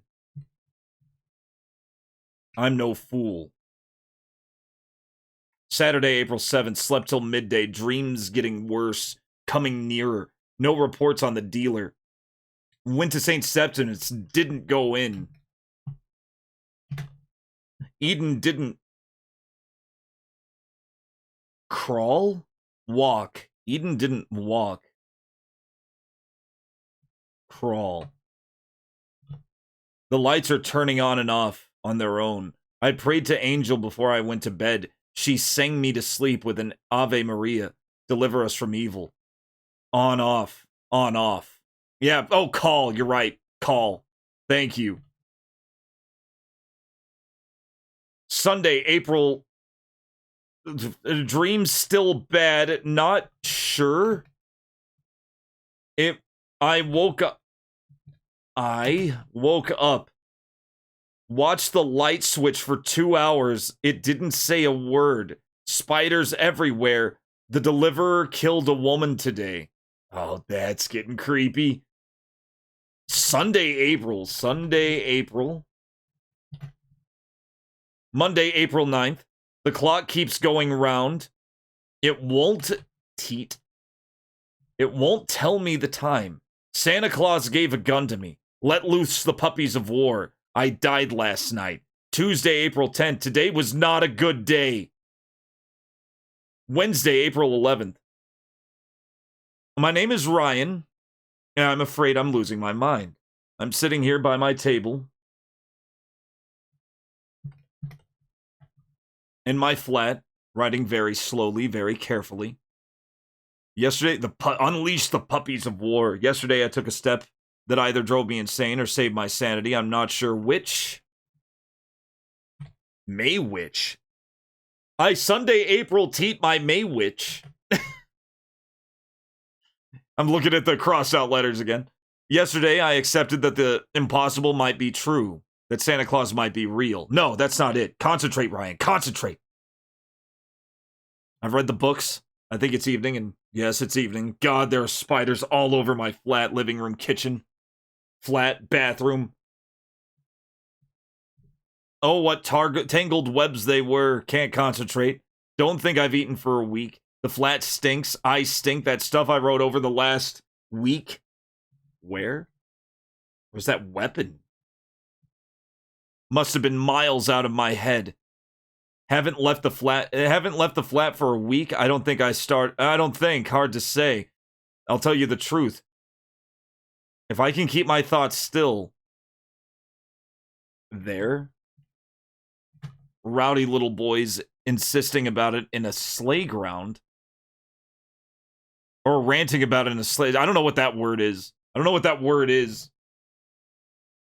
I haven't told you my secrets, not since I brought. And then he crossed it out and wrote it again. Bought this journal. If you're reading this, you'll know what I've done to the cover. I cut a title into the leather binding. It took me a long time because I used my fingernails to cut out the words. My nails bled a lot, but that's why there are stains on the leather. Blood and skin. I cut out the title, Diary of a Madman. Then I thought, about an hour ago, what if I'm not mad? What if the dreams are true? So I dug my nails in again and sliced brackets around mad, and then carved a question mark. My nails are a bit of a mess, so that's the story of the title. Now I'll tell you the story of the story. God didn't speak to me. Santa Claus, blood on his beard. No, I'm losing it again. Punish! Punish! Watch Black Christmas, it's awesome. Must get out of the flat. Eat. I'll tell you later. Yes, go out. Go to church. Church. 12:15 a.m. Oh, man. There's still a bit left. There's still a lot left. Oh. We gotta keep reading. We gotta keep going. We're this invested. I'm this invested. We gotta keep reading. I'm sane for the moment. Let's do another. What's another good Amiga soundtrack? Dark Amiga. We need Dark Amiga music. I'll just type in Dark Amiga music. No, perfect. Perfect. I'm sane for the moment, as sane as I get. That is these bouts of sanity don't last. These bouts of sanity don't last long. So I'll write fast while I sit, still have my marbles. It is long, Necro Keys, but I don't mind that. I don't mind it. We're past halfway through now. We only have a few pages left. We made it through the first psychotic episode. That was a fucking trip. That was an absolute trip. And we gotta read it because it's important. It's actually important to the game. I'm sane for the moment, as sane as I get. That is these bouts of sanity. Okay, blah, blah, blah, blah. Still have my marbles. I went out 3, maybe 4 hours ago. I must have eaten. My stomach feels full. Enough of that. I went to the church, to St. Septimus. While I was climbing the Italian steps, I heard following footsteps. Didn't take any notice at first, no reason to. Then I stumbled over a step. The footfalls stopped. I looked back into the dark. The dark was too dark. It hid whoever was there. I carried on. The tracking footsteps started again. I stopped. They stopped. I continued on. They followed just like in the movies. Imagination, you say? The imagination of a madman? I don't think so. You weren't there. You weren't there! You don't know what happened next. Yeah, that's not good. That's not good. None of this is good. The door to St. Septimus was open, wide open. At first I thought there was a late service, but I discovered the lights were off. The lights were off? He didn't scratch that one out. When I slipped inside, there were plenty of candles congregated on the altar. In shrines, I'll keep this one. I don't think he meant to. I think they straight up thought that was spelled that way. In shrines. No, fuck it, change it. Add it. In shrines at the feet of statues, not a soul in sight. And all those lighted candles. What church leaves its doors wide open at night with the lights off and the candles burning? Make sense to you? I know I wasn't mad at the moment. I'm sure I wasn't. When you're inside a church, you walk quietly, don't you? I moved softly all the way down the nave? Eyes fixed on the... Oh, the rows. Eyes fixed on the altar. Then I heard muffled steps behind me. Yeah, that's just how he spells it. I spun round at the instant. The back of the church went dark in a sputter of dozens of candles. There were 2 candle racks at the rear of the church, one each side of the door, some 20 feet apart. And the candles went out at the same moment. Whoever was back there had quenched the flames simultaneously. Then I thought there must be 2 people back there, although 2 individuals acting in synchronicity, extinguishing at least 20 flames each, and all in a microsecond. It was as wild a notion as a single man with 20-foot span arms. I waited there, near the altar rails, for someone to move, speak, even breathe. Nothing. The waiting game got too much for my jangled nerves. Anyone there? I called out. Answer came, there none. As the poet would say. Answer came there none, as the poet would say. But there was a powerful sense of, what shall I call it, bad presence. Yes, a bad presence in the dark at the back of the church. I admit I was scared. Maybe you think you wouldn't have been, but you weren't there. I hesitated, not knowing whether to advance or retreat. Then the blindingly obvious struck me. If I hadn't been enfeebled by my weakened limbo, I would have realized earlier. There were scores of candles in the rest of the church, more than enough to enlighten the blackness around the door. As they put it in the very worst of the novels. Some blasphemous, tenebrous miasma lay upon the benighted air. Yeah, this is some crazy shit. But he is crazy. That might have done it. Let's just say the back of the church was black as sin. That's when I tasted raw dread on my tongue. Fear can make you act like a hero as easily as a coward. The spur of terror drove me to attack. See, he chose fight instead of flight. Not retreat. Another flip of the coin, and I'd have run into the opposite direction just as fast. I raced at the coagulated blackness, shouting my head off. I've no idea what I shouted. Some token defiance, I suppose. Token defiance. The darkness split in two the instant I plunged into it. I glimpsed a fleeing something or other to the right, darting down the side of the... Side of the rose? The side of the cave? I don't know. And I saw much more dearly. Yeah, Knave. Yeah, it's gotta be Knave. It's gotta be Knave. And I saw much more clearly a man shriek out of the arched doorway. By the time I was out in the open, he was gone. But his after image stuck in my brain. As I caught my breath, I settled on that image and a smell that accompanied it. In the dark behind my eyes, I saw the man's face, pale and vivid, and the smell. Oh, fuck. The something Easter table. The Venista table, coppery scent of blood. I don't know what those are. I don't know what these words are. Yes, my mind is clear now. I can sense the clarity of it as I write. I hope my sanity remains long enough for me to tell you all I know. I saw his face and smelt the blood. Yes, there was one more detail. Doctor's handwriting. But there was one more detail. His suit, as far as I could discern, was dark and unremarkable. Irresistible? It might be, yeah, let me see that again. Irresistible. It is irresistible, and it's got a dash. It's got a fucking dash there because it's one word. Thank you. The unmistakable. That's what it is. It's the unmistakable coppery scent of blood. Yeah. Oh man, that was a mystery. We already solved a puzzle in the game. We haven't even turned it on. I saw his face and smelt the blood. Yes, there was one more detail. His suit, as far as I could discern, was dark and unremarkable. But there was something sticking from an oversized breast pocket, a playing card. I couldn't be certain, but I'd say long odds that it was the Queen of Hearts.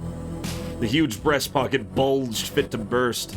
I didn't take much note of that at the time. Not until I got back home and switched on the TV. The news came on 10 minutes later. The first report was of the dealer. He claimed another victim, a middle-aged woman, Lisa Curris, mother of 3, her heart cut out, and another heart, the previous victim's, pushed into the cavity, along with a card, the Queen of Spades. Didn't he say Queen of Hearts? Yeah, Queen of Hearts. There was a playing card, the Queen of Spades. The woman was black. The dealer's special brand of humor. Oh, so he's also a racist. Great. The site of the murder, the Halion Steps district. That's when I remember the big breast pocket. Big enough for the something hearts. Lisa Quamackle. That's a nice... Yeah, the girl on the right has a nice breast pocket. Jeez. That's when I remember the big breast pocket. Big enough for the something hearts. As for the card, the Queen of Hearts was for his next victim. A woman who deals in love, perhaps. Angel. No. Yeah. No, could be any number of women. How's it going, Shrek? How you doing, Sheik? Welcome on in. This is Pooks' dad. How you doing, Sheik? It's been ages. I wrote a book since we talked last, Sheik. I wrote a whole book about a lovely naked barbarian woman. Another victim. on the city's east side. This is not the book. I didn't handwrite the book. Julia Ravello, her heart replaced by Lisa Carrodes with the Queen of Hearts as a dealer's calling card. Mixed in with the revilism and sympathy was a small dash of relief. Relief that I wasn't the dealer. With my mounting insanity, my blackouts, my lost days, I'd begun to fear that Mr. Hyde had been loosed in me. Okay, so he's not the killer. Didn't you wonder that, if only for a moment? I straight up thought he was the dealer. Not doing real well, you're in the hospital. Aw. You finally got your back fixed. That's good news. They fused for your disc, and it's pretty painful, I imagine. As far as the staples and shit they got to put you back together, onward and up, though. That's true. Onward and upward. You know, you're not in the best place now, but it sounds like you're on the you're on the upward half of not in the best place. I hope you get well soon, Sheik. I really do. You're one of the really cool ones. I had another cause for relief. The voices in my dreams have been validated.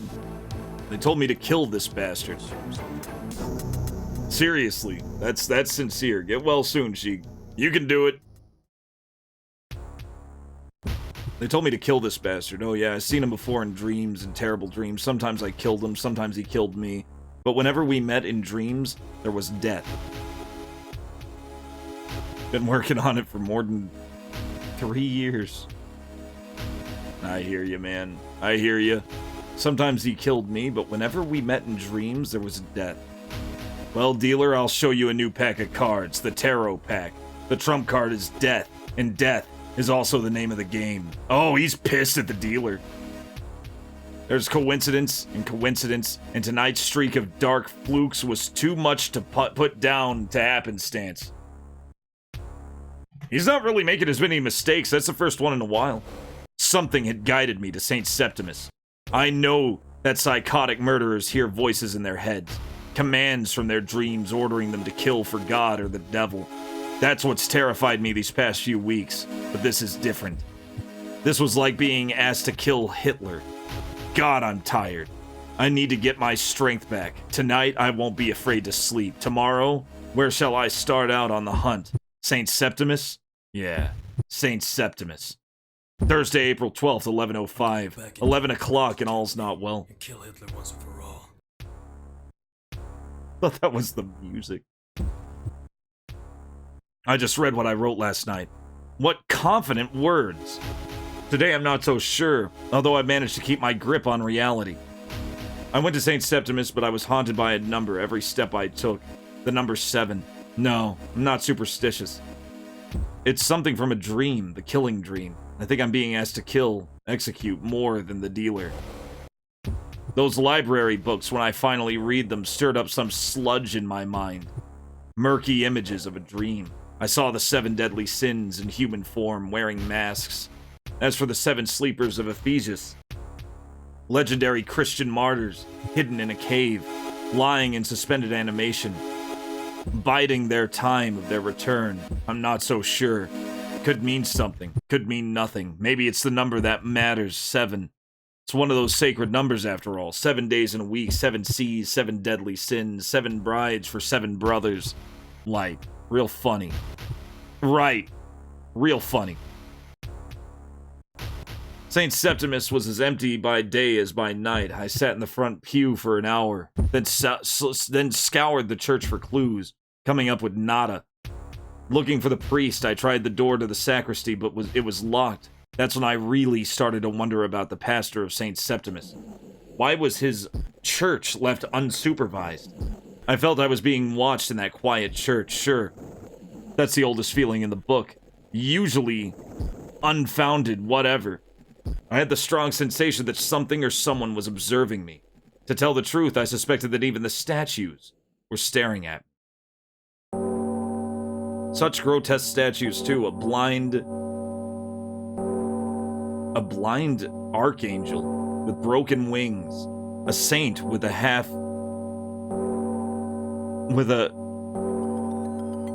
something skull sprouting out of, with a half skull sprouting out of his collar. A cherubim with 2 heads.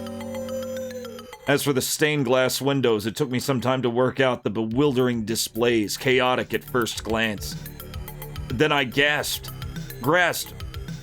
the underlying motif in each window. Heaven and hell. Fair enough, you might think, except heaven was in the lower half of each window and hell was upper. Hell looked down on heaven. Haloed? Oh, probably haloed, yeah. Haloed head.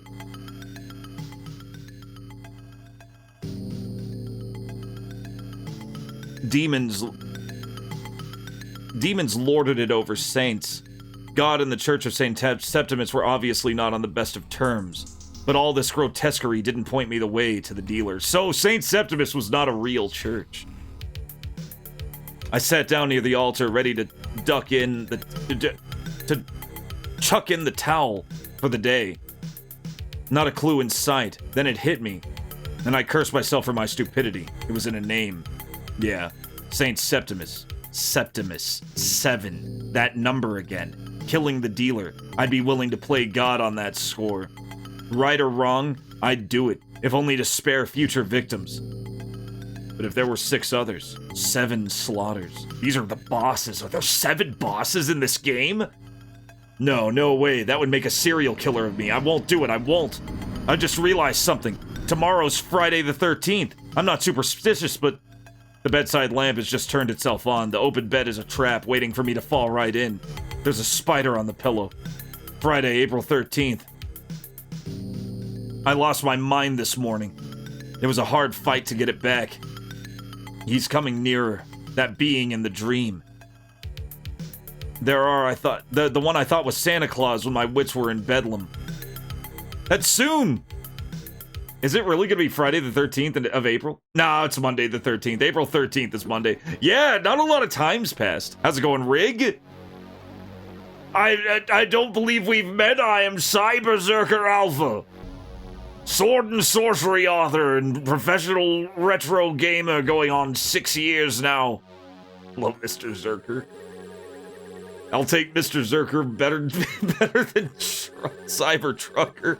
Or just Cybertruck. I'm Zerkin here. That's why my camera's not on. I'm Zerkin. My camera is on, by the way. This is just story time. I lost my mind this morning. It was a hard fight. This is a long story, too. I'm actually naked under the camera, by the way. It's part of the brand. I'm berserk. It was a hard fight to get it back. He's coming nearer. How's the magical land of Woz, Rig? I saw you've been playing the Scott the Woz game. He's coming nearer, that being in the dream. The one I thought was Santa Claus when my wits were in Bedlam. He has a red robe, a hooded red robe.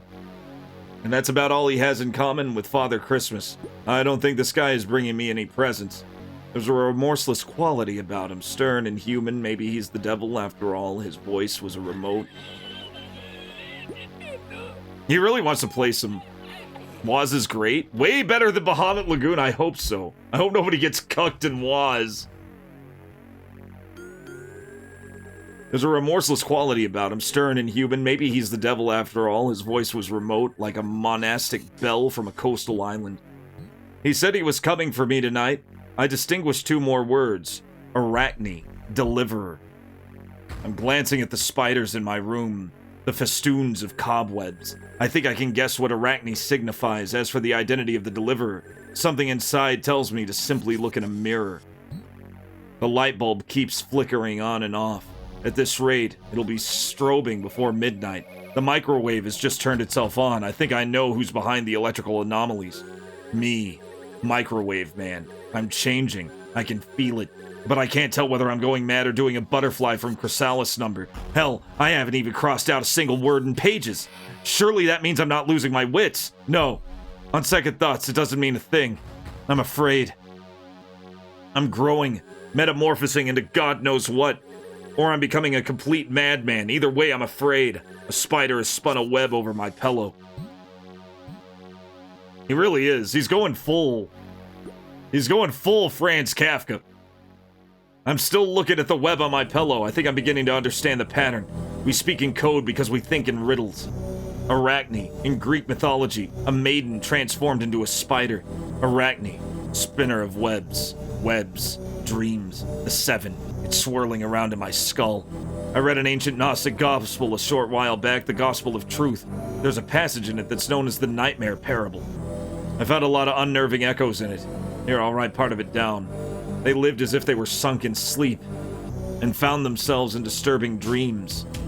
Either there is a place to which they are healing, or fleeing, or they are shrinking blows, or they are striking blows or receiving blows themselves. Or they have fallen from high places. Sometimes people seem to be murdering them, though there is no one even pursuing them, or they themselves are killing their neighbors, for they have been stained with their blood. The writer of that gospel viewed human life as a sleep of ignorance, and ignorance the source of evil. So should I listen to dreams? God, the panic's coming back. I'm going crazy or inhumanely sane. God help me either way. Sleep. Sleep's dragging me down. Angel, Eden, help me. Don't let midnight strike. I renounce everything. I'll burn my book. Even Eden, I'm falling asleep. DREAMWEB. Saturday, April 14th. My name is Ryan. I am the deliverer. I am the executioner. Hunter of the Seven. It's like killing Hitler. Things to remember. Door code 5106. Garbage Wednesday. Eden's birthday 17th of February. Network password Howard? Black Dragon. Howard.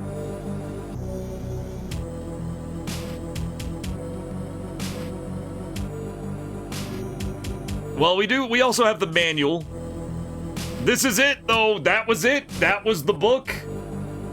That was the book, and in under an hour, Hilderica Chapter 7's coming out, and I get to read that next.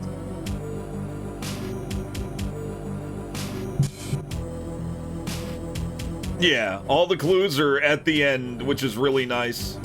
All right, now we can finally start the game. No more books. We made it. I feel like it was important to read. I do feel like it was important to read. Let me go ahead and capture this window while it's still loading.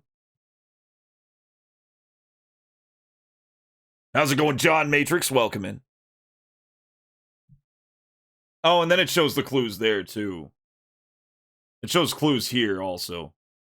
Well, I'm not looking at any of them. I'm not looking at any of them.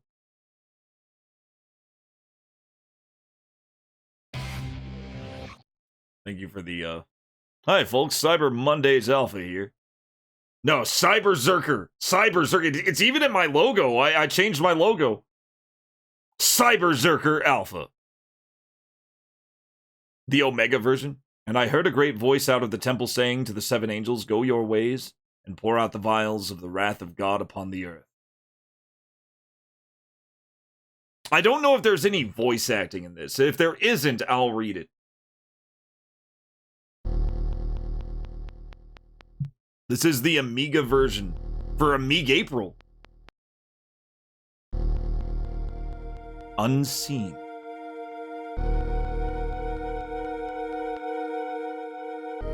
A dwelling of pure thought in the darkness. The DREAMWEB. Thank you. The full armor of God. Watched over by servants billions of years old.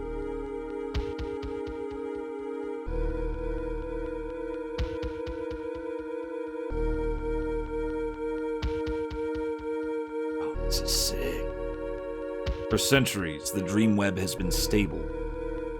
Oh wait, I'm trying to affect my own volume here. But now evil is about to take control.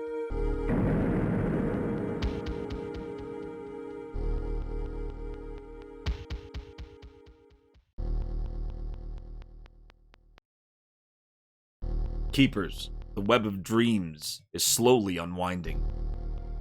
The seven evil powers on Earth are joining forces.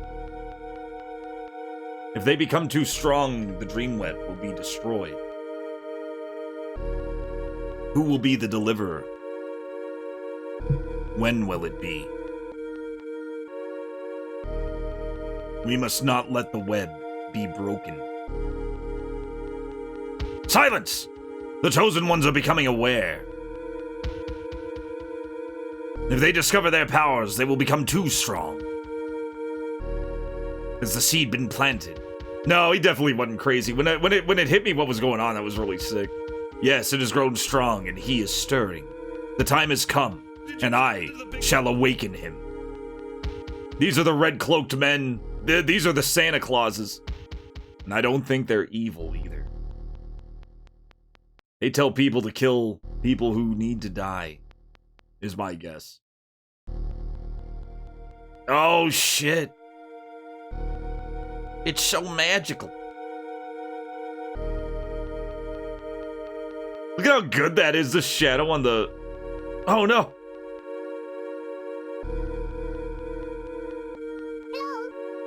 This is the future. Oh, he's standing. There he is on the top there. I know what you want from me. I think I understand now. The 7 are becoming stronger. They have haunted my dreams. I know they control the 7 points of the DREAMWEB. Yeah, right. Must they be destroyed? Yes. I can feel they are all close to me. Who will be the first? His name is Crane. He is the weakest of the 7. Have yourself a nice ice-cold tall glass of piss. How will I find him? He is very near. Arm yourself and begin your search. Time is running short, my brother. I love the top-down perspective. It's so even the wind blowing in Ryan's hair is really good. Empire presents. Not now, Baines. I'm vetoing that. Creative reality. This is cinematic shit.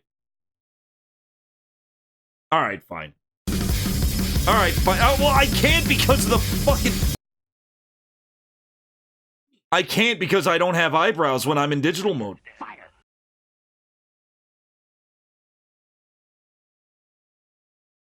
No, I'll do it. It's a fucking wizard. No. I'll do it just once it's undone. Once all this is done, I'll turn him on. I'll turn it back on. It's supposed to be on the same delay, but I couldn't do that. Location, Eden's bedroom. So I'm at Eden's. Here he is. Here's Ryan. Here's Eden. Here's his beautiful wife, Eden. I can look at the fan. Examine fan. On the ceiling is a fan that rotates slowly to circulate air in the room, so that the small radiator on the wall can heat the whole room. There's Eden. Talk to her. Your girlfriend Eden lies in bed with her eyes half closed and the covers pulled tightly around her. Her dark hair spills out over the pillow. She has a slight frown on her face.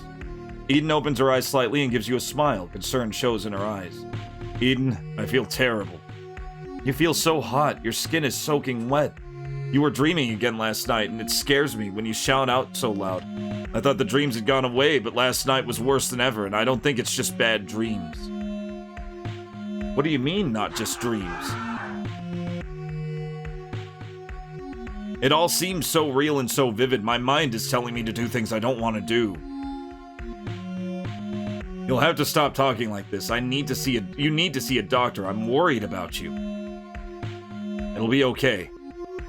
I just need to sort some things out in my mind. Look, it's late. You'd better get to work or Sparky will be mad at you. We'll talk more when you get back.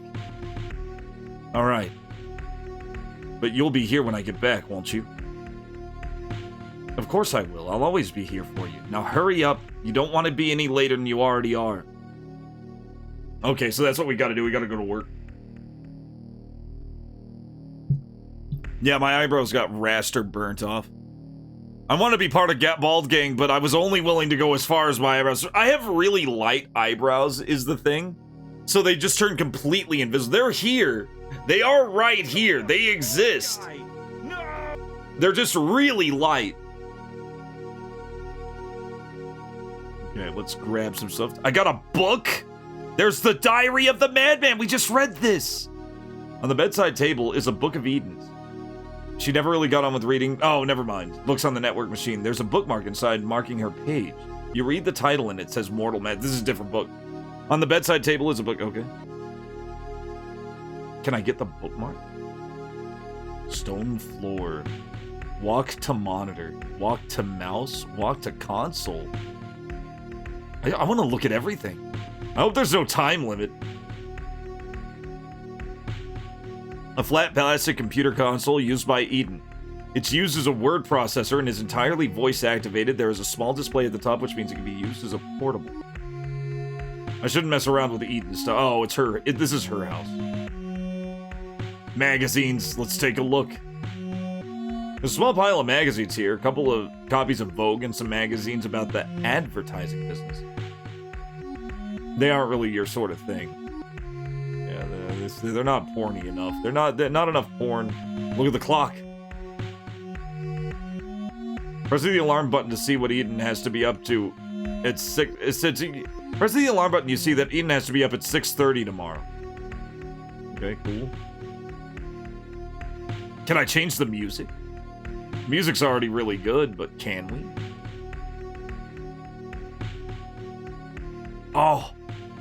Oh, take CD. Take it. I took her CD. I took her CD. I'm a monster. Look at the book again. There was like a bookmark in the book too, wasn't there? Mortal Mask. No, we can't take it. Shirt.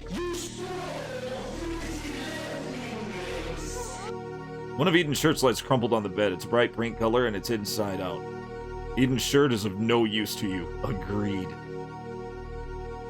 Fuck it, I'm going back to bed. Your girlfriend Eden lies in bed with covers pulled tightly around her. The bed has an ornate metal frame and a blue continental quilt. You only just got out of bed. Okay, I guess we're just leaving then. Is there anything else? The drawers, maybe? I don't want to miss anything.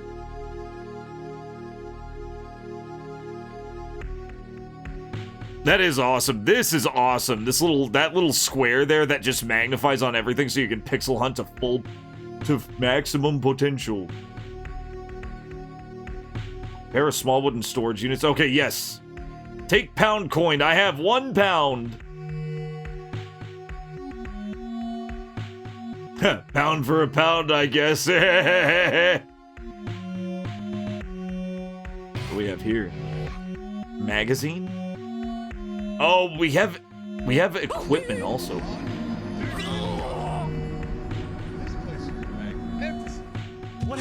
We got some cool stuff.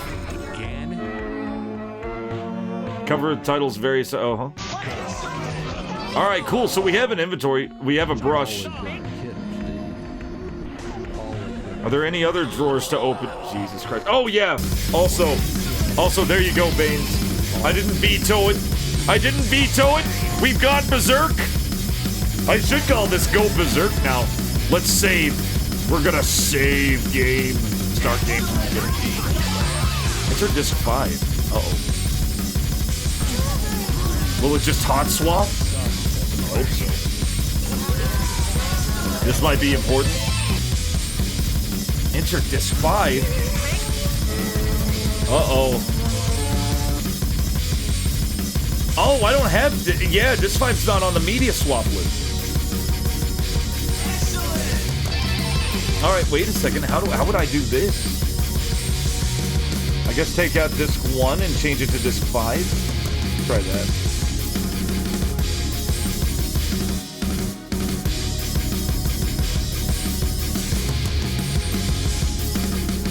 Oh god, I hope I can save. There is a disc swapper. I'm scared of hitting start. Uh-oh. Uh-oh. Oh, I think I know what I... No, it has to be up to 5. It can only be 4.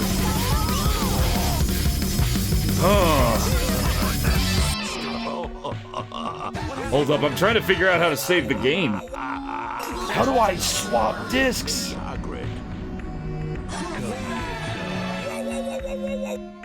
I have a drive. Oh, do this. Okay, I hit refresh. No, that's the mouse port. Sausage at the moment. Fuck. How do I hot swap discs? Oh no, I don't think I'll be able to save this if I can't swap discs. Unless we could figure it out. Does anybody know how to hot swap disc on FSUAE? I thought I knew.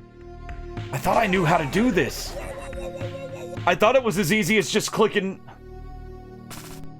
Wait a minute, disc 5 of 5. No, wrong disc. Sadly, no. Shit. Oh no, it's frozen! Hey, Duke Donuts, I'm trying to hot swap a disc. How you doing, Duke? Yep, I'm Cyberzerker Alpha now. I'm glad people saw the Berserker fast. And I'm trying to figure out how to fucking hot swap discs on FSUAE because I don't use WinUAE anymore. Hotwire a disc. I'm trying to hotwire my disc. It wants me to put in disc 5. Discs 1 through 4 I was able to put in, but not disc 5, and now it's asking for disc 5. Pax Corpus, it wasn't great. Oh. I'm looking through the launcher shit right now. Oh, maybe it's this. Maybe it's this. I think there's a menu on here, but I can't remember how to get to it. I think there's a menu here though. I'm just typing fucking letters and numbers right now. M Foolery, welcome in. Too many discs. It's like 83 discs. Oh no. If I can find, hold up, let me Google it. I'm just gonna Google it real fast. Disc FSUAE. I thought it would just work. F12. I pushed F12. Disc 5 of 5. There we go. Maybe it'll work. Oh, it worked! It worked! Yes! The simple act of Googling has saved the stream! Thank goodness. Happy rebirth. Thank you, M Foolery. That's right, you had another username before. You are no stranger to the name change, Zem. Man, so many people to shout out. Well, I'm still shouting you out, M Foolery. You are missed. I'm gonna say it, you are missed. I just want you to know that back when you streamed, it was the coolest shit. I loved it. Extremely comfy. I respect you retiring. I 100% do. I understand, but you are missed. Just so you know. Okay, good. Save. Thank God we could save. I had to hit F12. Somehow I skipped F12. Is it saving? I assume it's saving.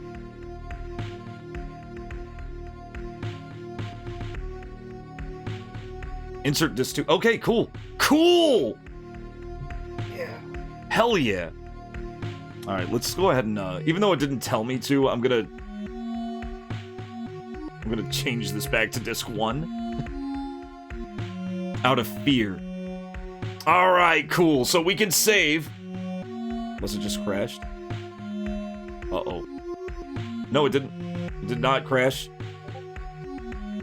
For some reason, it threw me to my inventory. So much. So much. Hold up. Hold up. Let me quit stuff. There we go.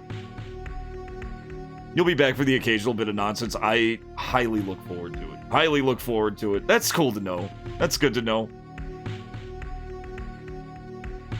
A stumpy ceramic mug. We found a stumpy mug That looks as if it would probably hold a pint of liquid. The mug has a marbled effect on its outer surface. It is empty. Let us pick it up. Oh, we can pick stuff up like that? There's so much crap I could have picked up. There's so much crap. What if we need it all? Can I pick up shirt? No. Okay. As long as there's an image of it on the screen, we can pick it up. Oh, my wallet, for example. Maybe my lighter also. Didn't even look at it properly. Small desk.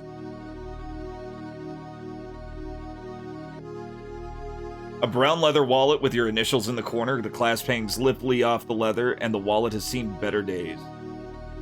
Putting that right there. We could have missed that. Yeah, this zoomed in corner here is insanely helpful. This is so good. Another Stumpy mug. Found another Stumpy mug. Why do I want 2 Stumpy mugs? I don't know. I imagine there's stuff we don't need. Pair of Eden's blue denim Levi's lay by the chair. The jeans are faded and well worn. The stitching has come loose around the pocket. No, I don't want to look at the desk. I want to look at the cigarettes. A bright orange packet of synthetic cigarettes that you've been trying to give up for ages. Well, they're fake, so they can't be that bad. Walk to monitor. Examine monitor. Connected to Eden's computer, fixed to the wall. Okay, it's just how she pirates movies. I get it. Walk to the waste bin. There's probably something in the trash. I'm gonna dig around in Eden's trash. A flimsy metal waste bin stands in the corner of the room by Eden's desk. The bin is a dull gray color, and it weakly reflects the neon light that shines onto it. Evidently, contents of waste bin, nothing. There is nothing in the waste bin. Let's get out of here. I think we're done. Yeah, almost forgot my wallet. That would have been doofus. Doofus move. Oh, I gotta check out the micro cooker because the Santa Claus guy messed with it. Looks completely burnt out. The door hangs limply off the hinge, and the inside is blackened with soot. There's a key within. A heavy gold key that is about 4 inches long. There's a design carved into the handle and there are strange markings along the barrel.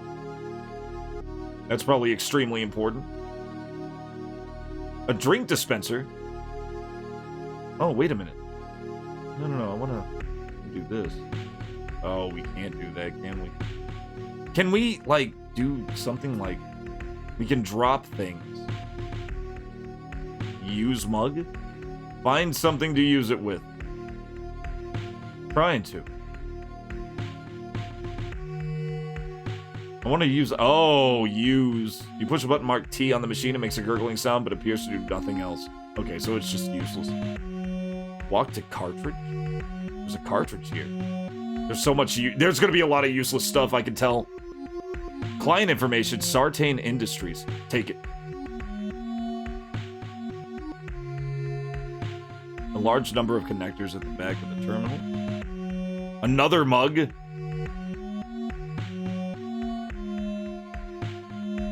Hoisting a flag on your minivan and ramming into the local Blockbuster. That's where they all went. Oh, the old days of whaling the video stores. Back during the golden age of entertainment piracy, where we would take our galleons and slam them into Blockbusters. Movie galleries.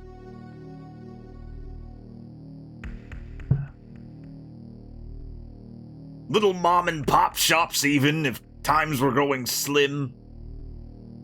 Now they're all gone. We hunted them to extinction.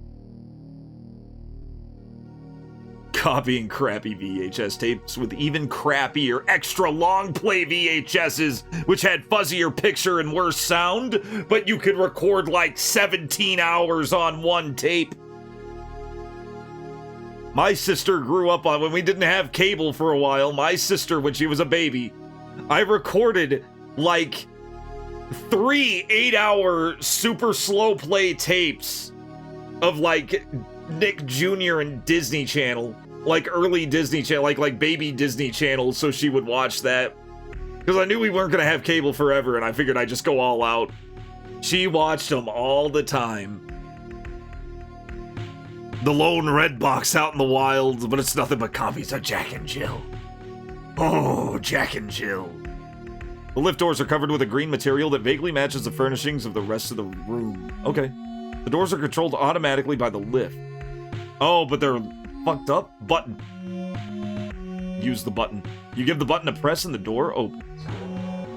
Woo!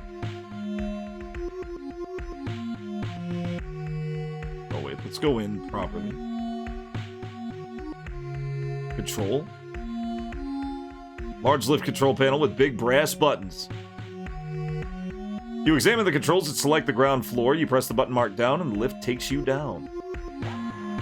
You're dead. The lift took you down. Your uncle would record all kinds of shit. How's it going, Tanalik? And give them to us. It was awesome. Mom would rent DVD from Netflix back in the day and record them onto VHS so we could keep the movies. Excellent. Excellent. I started doing that, you know, back when DVDs were a thing. I would rip them. I would rip DVDs I really liked and keep them on hard drives. An empty packing crate that was left out from Eden moving into her new home. The crate is made from a thin, strong plastic and has orange fragile labels on it. The crate has no use at the moment. This wrench has use. This screwdriver will have use, surely. I may have to drop the mugs. I'm gonna hold them as long as I can.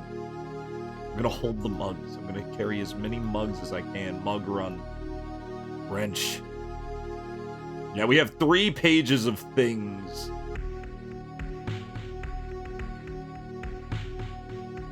Eden's obviously had some car trouble, and she's been repairing it herself. The repairs aren't finished, and the car stands here with a bottle of Maple Mystery! Oh my god! Maple Mystery, the creator of EGA Adventure Game, the sole developer of the EGA Adventure Game, the Crimson Diamond. Also a good streamer in her own right. Go check out a Maple Mystery. How have you been?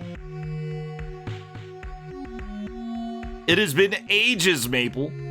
Welcome on in. You probably haven't heard of me. I'm Cyberzerker Alpha. Go there and rip their DVDs. Yep. Didn't even need to check them out. Oh, you do it on your laptop. Even better. Didn't even check them out. It's very good. We read the entire book. We read the entire 40-some page book. And I have to read another chapter of the book that I wrote here in about a half hour. You're making a new game. Oh, you're playing Karuizawa Yukai Anai. Never heard of Karuizawa Yukai Anai. What is Karuizawa? Let me I kind of want to look. 1985 game? 1985 tennis game? For the PC-88?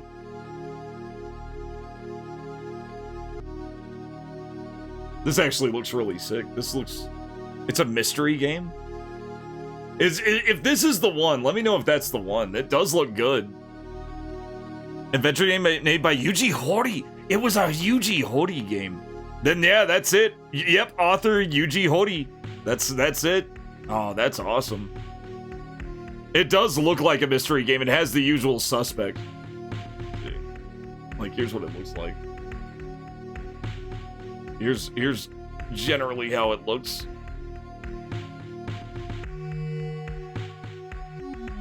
That guy's definitely...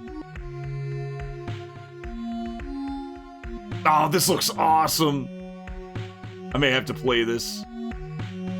Textractor will have to get me through it, but I definitely kind of want to play it myself now. It looks really good. That's the one. Oh, crap. I do that all the time, Maple. I do that all the time. I gotta watch that.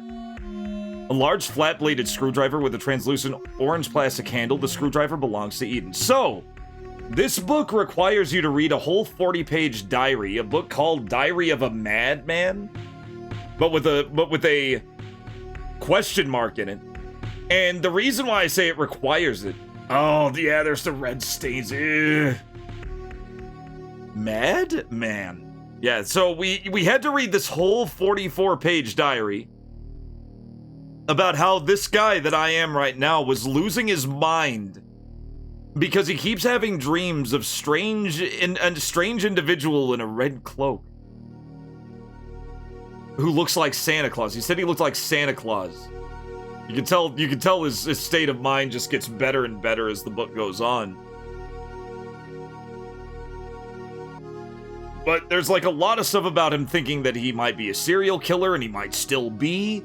There's a lot of psychological horror just with the book alone. The book is required too, because this picks up right where the book left off, when he finally seems to understand what seems to be going on. It's so good. Anyway, we got the screwdriver, we got the tools. We're getting out. Oh, we're out on the sidewalk now. As you can tell, this is a hard top-down perspective. You good? I guess he's not good? Do I have to... Oh, I have to fix the car. I have to fix the car if I want to go anywhere. The manual lies open to a page describing how to change oil filters. I am playing the Amiga version. This is Amiga April. I'm playing the Amiga version via FSUAE, which is not real hardware. I don't have an Amiga, but I do like Amiga games. You are much, much worse at car maintenance than Eden. Alright, so we can't do that. Why wouldn't he leave, though? Oh, It's a very cool style, and it's done very, very well. Where do we go? Pavement light? Pavement? Walk to pavement. Oh, there we go. I had to just leave.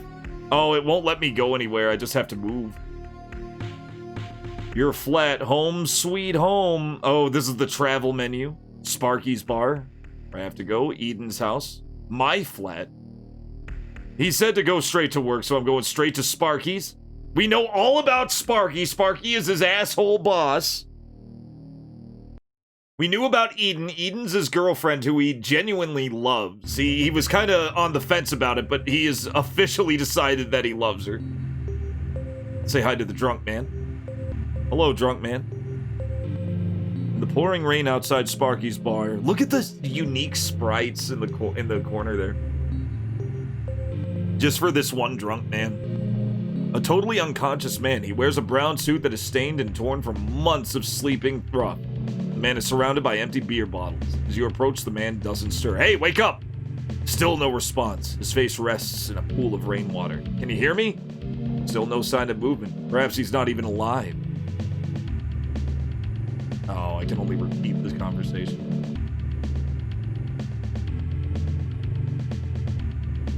Wait, I want to look at the legend. Bottle.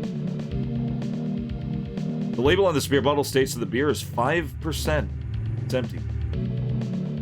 Take the bottle. There's another bottle. Oh. Wait, did that say something else? A green beer bottle with a white label that's peeling at the corner. We may as well just pick up all the trash here. Why not? A green glass bottle once contained beer. It was discarded by the tramp outside of Sparky's bar. It's empty. We're gonna be throwing these away anyway. I may as well grab them. Oh, I could put them in the bin. Oh, it's rubbish. There's a Coke can. Literal Coke. You played this game a lot when you were a teen on a Real A1200. You can recognize the the OST is incredible so far. It's so good. A crumpled up leaflet that someone has obviously read and then thrown away. Trying to straighten out the leaflets, you see it is advertising Sparky's bar. Great. A used Coke can, slightly crumpled, mainly red, and has the familiar logo at its side.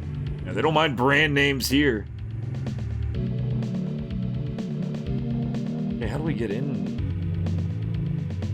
How do we get in Sparky's Bar? A green neon sign that says Sparky's in letters about a foot high. The sign is fixed to the wall in only 2 places and looks dangerously close to coming loose. Take this step somehow. Walk to doorstep. There we go. Again? Okay. That should be once per stream, is the thing. But okay.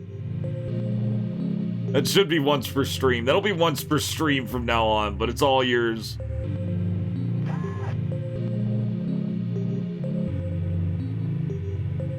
You recognize the vid game player. It's Chet. As someone who comes into the bar fairly often, he wears a brown leather jacket and a torn and faded jeans. He's concentrating intently on his game. He's wrestling furiously with the controls on the arcade machine and ignores you as you approach. Hey there, how's it going? How's it going? Hey, thanks, Phenomenon.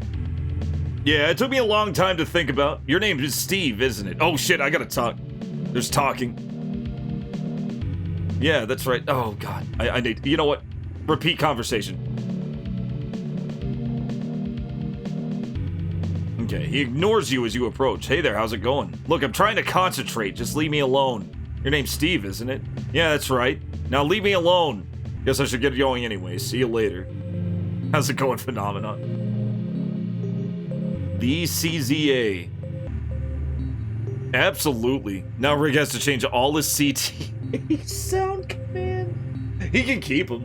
You can still call me CTA. You can still call me, like, Cybertrucker or whatever. I mean, Sitza. Although changing it wouldn't be that hard. I need to change my own shit. I need to change my prefix on my emotes. They're still CTA. I'll change it to CZA. I'll change it to CZA, probably after the stream. Ugh. Ugh, stop saying a Y in there. Yeah, I gotta change those. It's fine. It's fine. They'll stay. They'll stay. Those will be legacy commands. People will ask, why CTA? And then I'll tell them the story. Okay, let's see. Walk to man. We gotta talk to man first. There's a man over here. A man a little younger than yourself lies with his head firmly on the table. He is done. He's had enough. He's asleep and obviously drunk. His jacket sleeve is in a pool of beer and he snores quite loudly. He lies in front of you snoring. Wake up! I really need some help! He's not having it. Oh, can we take every... Can we like... Can we raid the ashtrays? We could take the ashtray. Let's just take an ashtray. Examine glass. It's empty. Okay, we can drop some of these. We can just drop some of these. We're already running out of trash to fucking... Get rid of this. Okay, this might be useful. I just want one of everything. One of everything we see, because it may be useful. Like, we don't need 3 mugs. We don't need 3 mugs, for example. Oh, and when they're gone, they are gone forever. That's... Oh, no, they're on the floor. Okay, cool. Sat at the bar is a large man. It's a fucking bald guy! Who is smoking a cigarette. Thank you, guys. Yeah, Chicago Transit Authority. Yeah, Kamila sorta. That's what I'll tell them. I used to work for the Chicago Transit Authority. You need 3 mugs. Next puzzle. I believe it, Kaz Mazel. Crispy taco authentication. What about when 1 mug's in the wash? I'll have no mugs. It's Rig. It's Rig. It's burly Rig. He stares across the bar impassively and occasionally glances at the TV. He looks as if he's having a real bad time. Man takes a puff of his cigarette and asks you what's up. Mind if I sit next to you? Do what you like, I don't care. Thanks, what's on TV? It's a program about that singer David Crane. What about him? He's playing some concert or other tonight. He's just arrived in town. Where's he staying? At a hotel called the Regency. Hey, what's all this anyway? Why all the questions? No reason. The Regency's that big place near the bridge, right? Yeah, now shut up and leave me alone. That was actually useful. Let's say hi to Sparky. There's Sparky. Looks like Andre the Giant got, like, compressed. And then somebody dyed his hair orange as a prank. Sparky has stood behind the bar. Obviously, he has no staff available and has to work himself. I think it goes good with the logo, too. I think the new name goes good with the logo. Look at that. Cyberzerker. I like it. I even changed the Japanese text. And it's accurate. It should be accurate. I even put the little dot to show the hard separation. Yeah. Unfortunately, we're playing the floppy version. Is the CD version... Wonder how good the CD version is. We may have to play it again one day. Sparky stood behind the bar. Obviously, he has no staff available and has to work himself. Sparky's overweight and scruffy. His belly pokes out from beneath his gray shirt. He doesn't look very happy. Sparky looks up and she says, "Hey, Ryan. You get my MailNet message?" "No, sorry. Sorry I'm late." "That's okay. No problem at all." "Really?" "Yeah, you're fired. If you bothered to read my message, you'd know by now." "You can't do that. I really need the money." "Sorry, Ryan. Can't use unreliable staff." "Look, I'm sorry. I've been having a few problems sleeping recently. I'll try and pull myself together." "Tell you what I'll do. Take a couple of weeks off. Try and sort yourself out. You aren't any good to me like this." "Thanks. I really appreciate it. Think I could have my wages?" "Well, I guess so, even though I ended up having to work behind the bar myself. Just run your card through the scanner." "Okay. And I'll promise I'll sort myself out." Sparky looks at you expectantly, and perhaps you should do as he says. Sparky doesn't seem so bad. That was reasonable enough. He did fire me, but... it wasn't all hard feelings. Cash card. Oh, we can stick things in the wallet. Too big for the wallet. What is not too big for the wallet? The glass. Too big for the wallet. The pound coin is not too big for the wallet. The CD is too big for the wallet. The sunglasses. Hold up. Use them. Put them on. Yeah! Yes! Yeah, now we're talking. Now we're playing the game proper.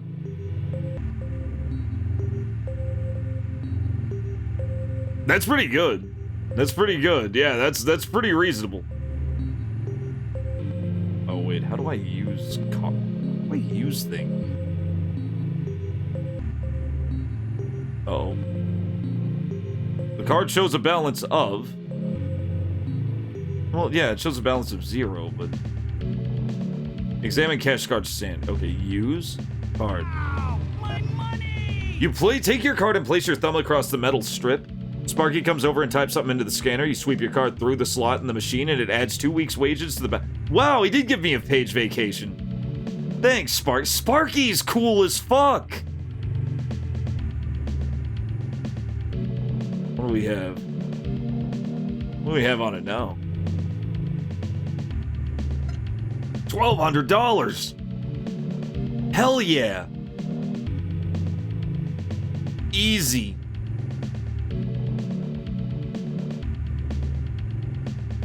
Oh, you're a Sparky guy. Sparky's cool as hell. Sparky didn't have to be that nice. All right, let's go back to save. Let's just save real fast.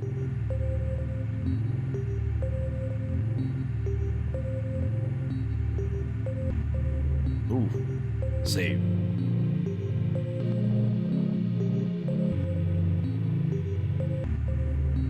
Whoa. Sparky God. I was trying to say Sparky Good, but Sparky God it is. Does not reward typing quickly. just got paid today. Got a pocket full of pocket change. Sparky's the good one. Okay. Let's switch this back to disc 1. Because I don't want to mess anything up. Alright, let's get the hell out of here. Oh. Oh, this is a turlet.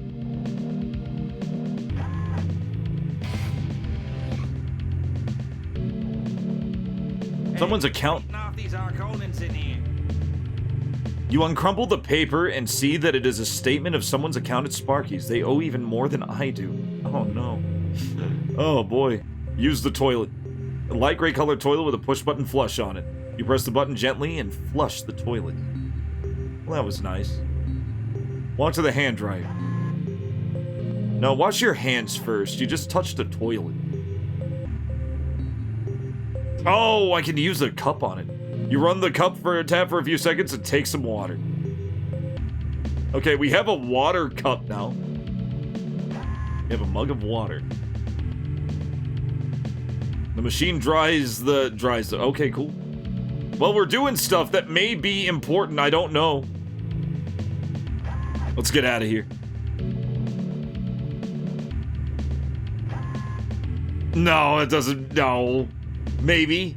You know, you never know. You never know. I might. What if I did? Free phone credits. Thank you for the free phone credits, Yerg.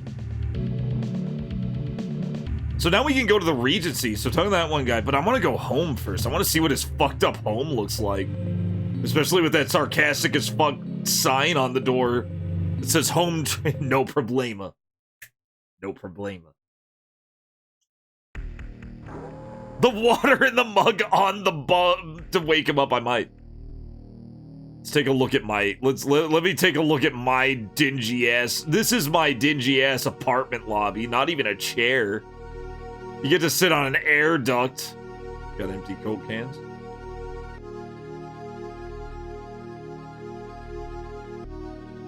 Pressing this will ring the doorbell inside your flat. Okay, so this is my flat. Okay, gotta use the keypad. If I can remember the number. What was it? I think it's in here. 5106.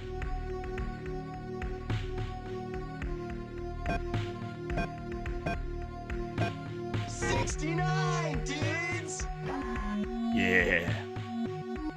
Now tell me that wasn't copy protection. Here's my shitty room. I like it. It's cozy. I like the wood flooring. I do not like this dingy as hell kitchen. A slimline cold food storage unit. A thermostat regulates the temperature and the condition of the contents. Each feature is displayed by figures on the door. These show that the contents are fresh. We got a 4-pack. Primula. I don't wonder what that is. What if we freeze the mug of water? Nah, it's fine. Can I, like, take off the wait a minute, can I do cool shit? Like, can I take off the shirt?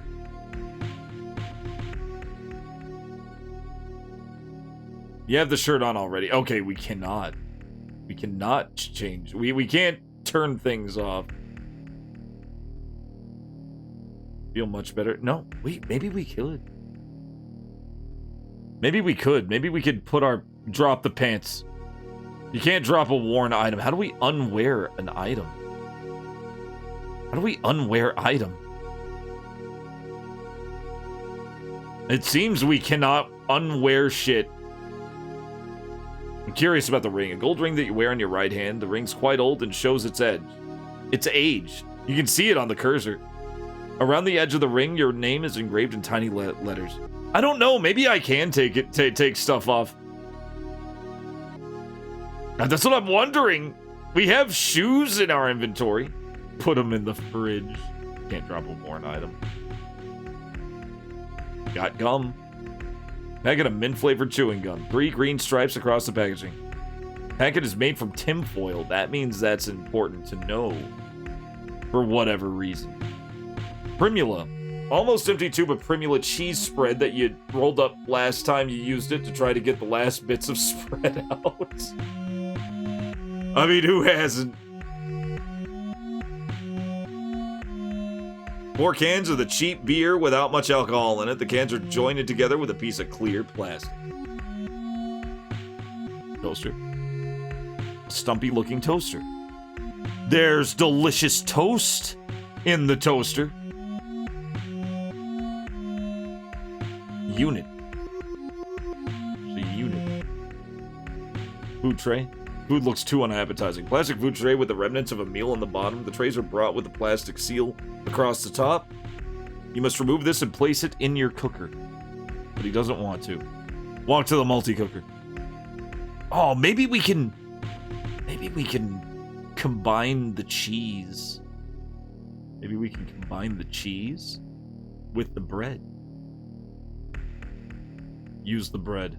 You can't bring yourself to eat something with this much mold on it. Ew! Cheese. There is mold growing on the surface, which is impressive for toast. Rock hard and slightly moldy. And here's the bathroom. We got our own jukebox. We have a jukebox! A replica Wurlitzer jukebox with brightly colored translucent tubes. Inside glass tubes, water is pumped constantly around. The effect is mesmerizing. Unfortunately, there are no records inside. Oh, I don't have a record. Toilet roll. We got toilet paper. A very large peach-colored toilet roll. Oh. No, drop it. Just drop it. I don't want it. Oh no, we have to have it. It won't let us not have it. I guess now I can drop it. Well, we have some toilet paper now. We can pick up everything. We can pick everything up. Alright, is my diary in here anywhere? Can we find the diary of the madman that we read? There's a network card here. This may be important.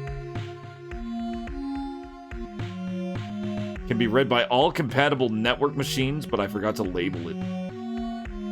Okay, last thing that I can carry. Luckily, we don't have anything in the drawers. What can we get rid of and put in the drawers for later? The lighter, I feel like, will come in handy. This mug has water in it now, so that's probably a good thing. Let's put some stuff in these drawers and then come back to them later. We can always go home. Toilet paper. That's useless. These are definitely useless. We'll put these in the drawer. Alright. Ooh, another cartridge? You thought about buying a jukebox and filling it with your favorite heavy metal 7 inches? Yeah, that's true. They are very expensive and they're very high maintenance. I have a turntable. I have a turntable and a one of those sound bars, and that's what I just play my LPs on. But I like almost exclusively have like 12-inch LPs. So about the size of a playing card, about 1/4 inch thick. Space on top for a sticky label. All right. Do we have any more? We have a bunch of these. We have all these cards. Why do we have all these cards? I'm taking all of them. I don't know what they are.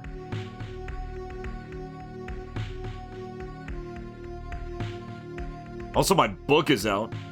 My next chapter's out. Let's take a little break. Hopefully there's no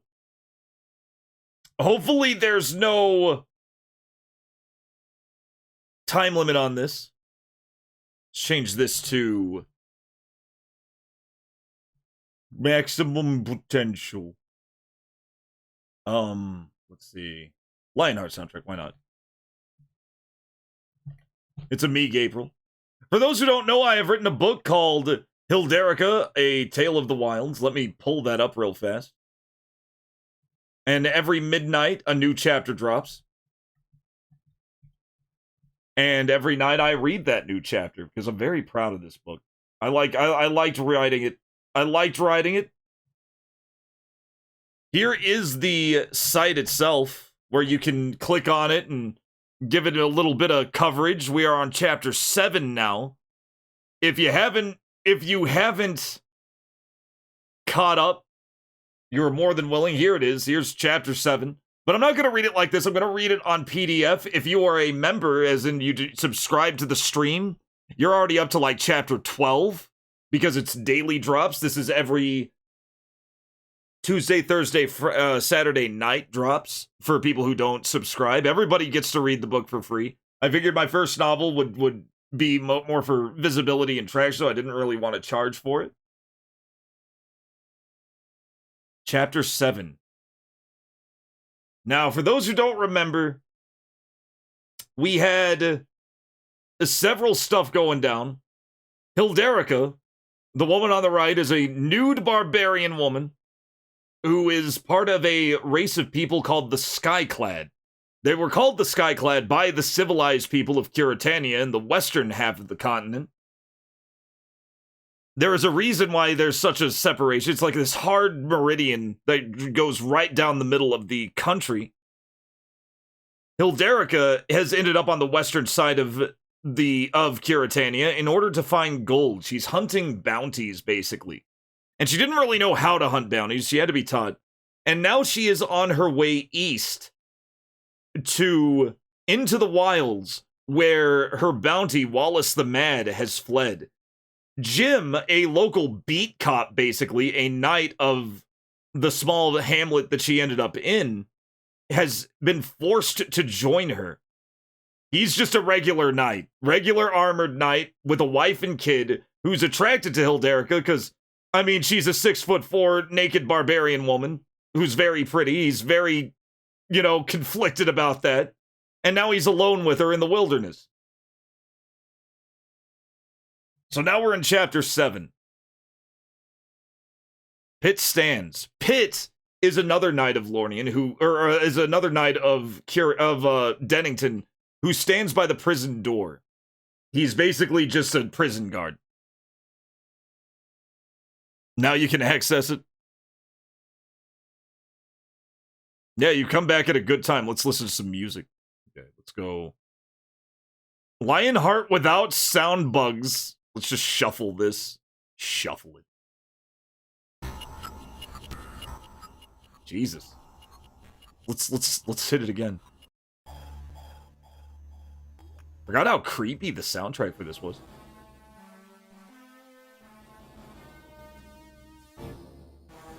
Lionheart soundtrack's hilarious. Here we go. Pit stands. Zerking off. Conscripted Zerking off to the convoy. Thank you, Basehole. Gifted a tier 1 sub to Zerking off. Gifting they have subs given 34 gift subs in the channel. Gifting subs from the Nether Realm. Basehole has been unjustifiably banned for saying that French game developers historically write messed up games with messed up stories, like freaky stories. Nothing absolutely wrong with it, and Twitch has unjustifiably banned him for a week for it. Thank you so much for the gift sub to Zerking Off.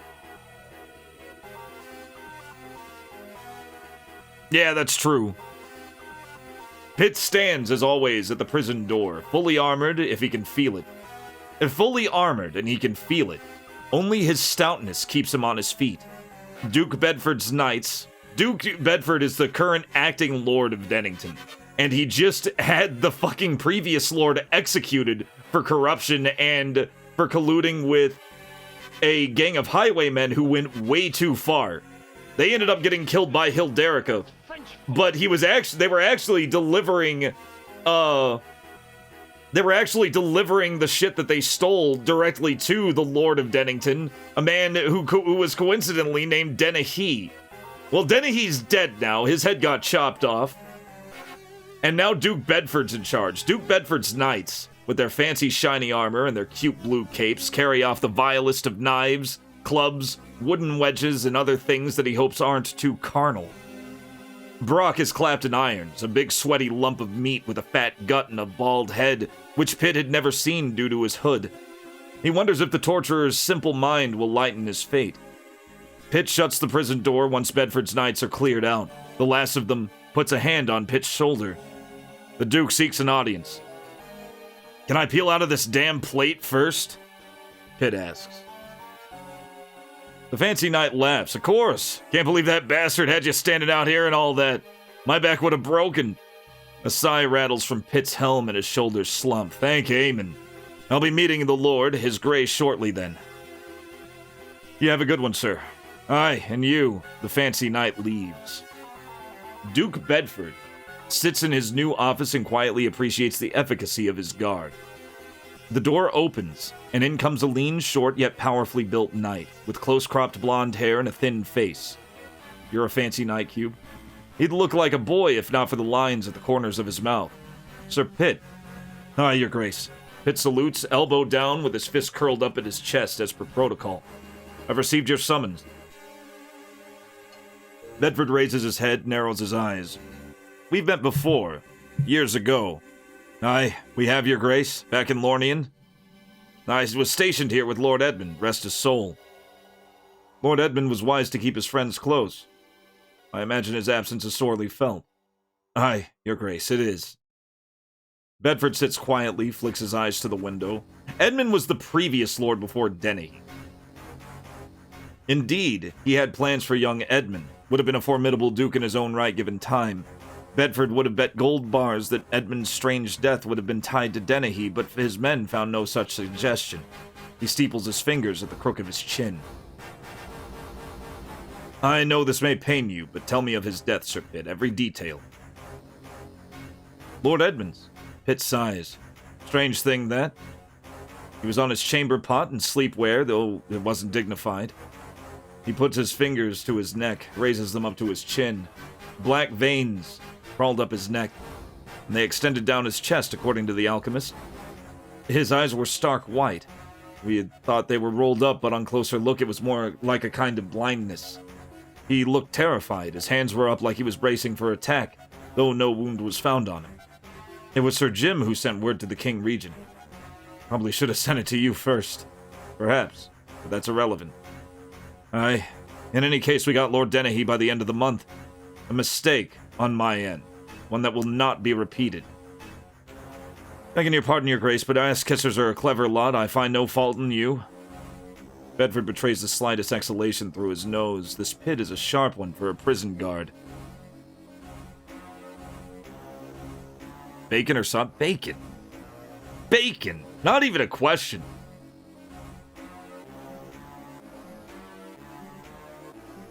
Moving on, the torturing. You were aware of it.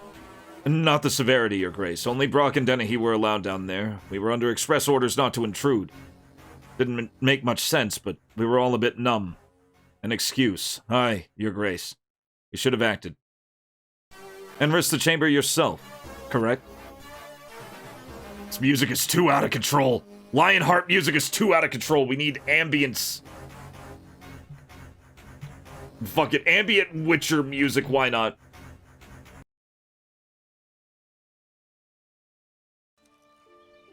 There we go. Perfect. Pitt looks down and nods his head. All I'll say is, it feels good to say that Dennehy was a mad and wicked now that we can. Must have heard the cheering when the blade came down. It's a little loud. A little loud.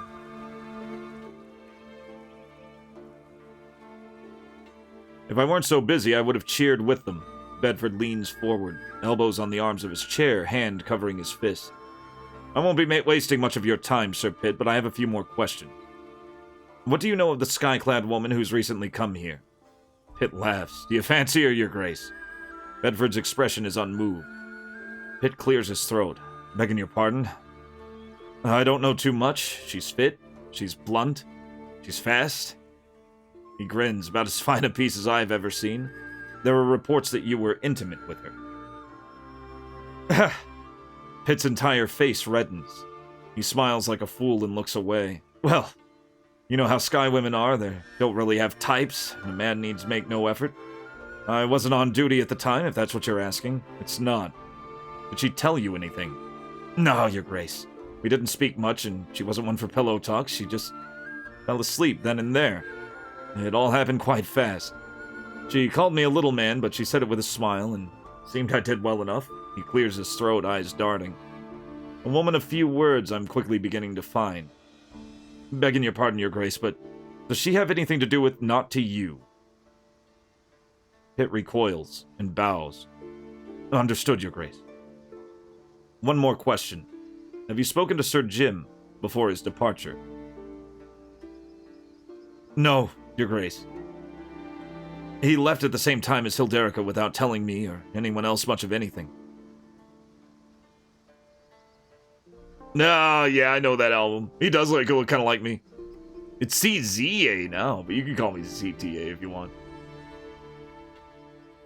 He left at the same time as Hilderica without telling me or anyone else much of anything.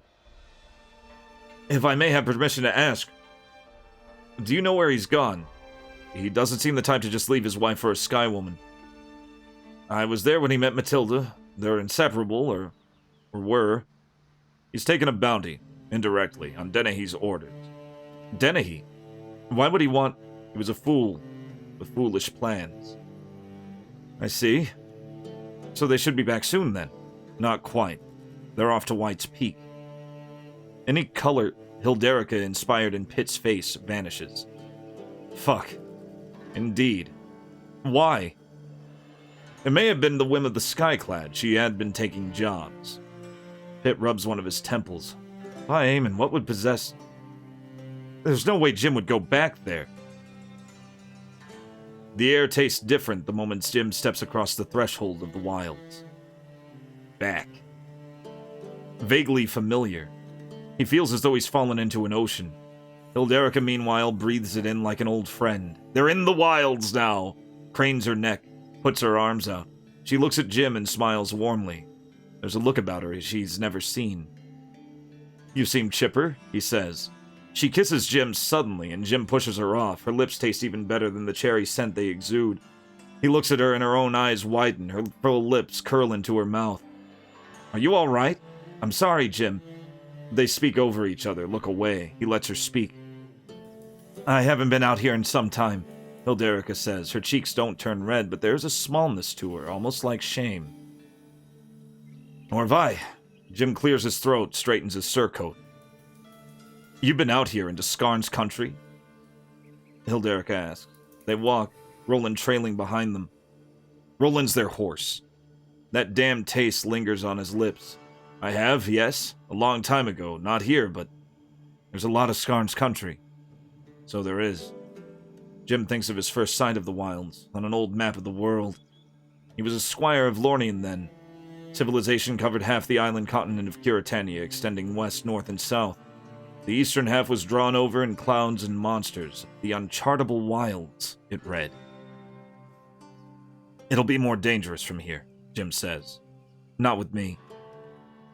They walk among trees he's never seen, squat things with spiraling roots going up their trunks. A strange creature, a near squirrel with odd blue eyes, watches them from one of the branches, and Jim watches it back. It smiles at him, and Jim looks away. Why in the hell did you choose this bounty? Hilderica looks at him. Felt right? It wasn't. Jim's jaw clenches. What's wrong?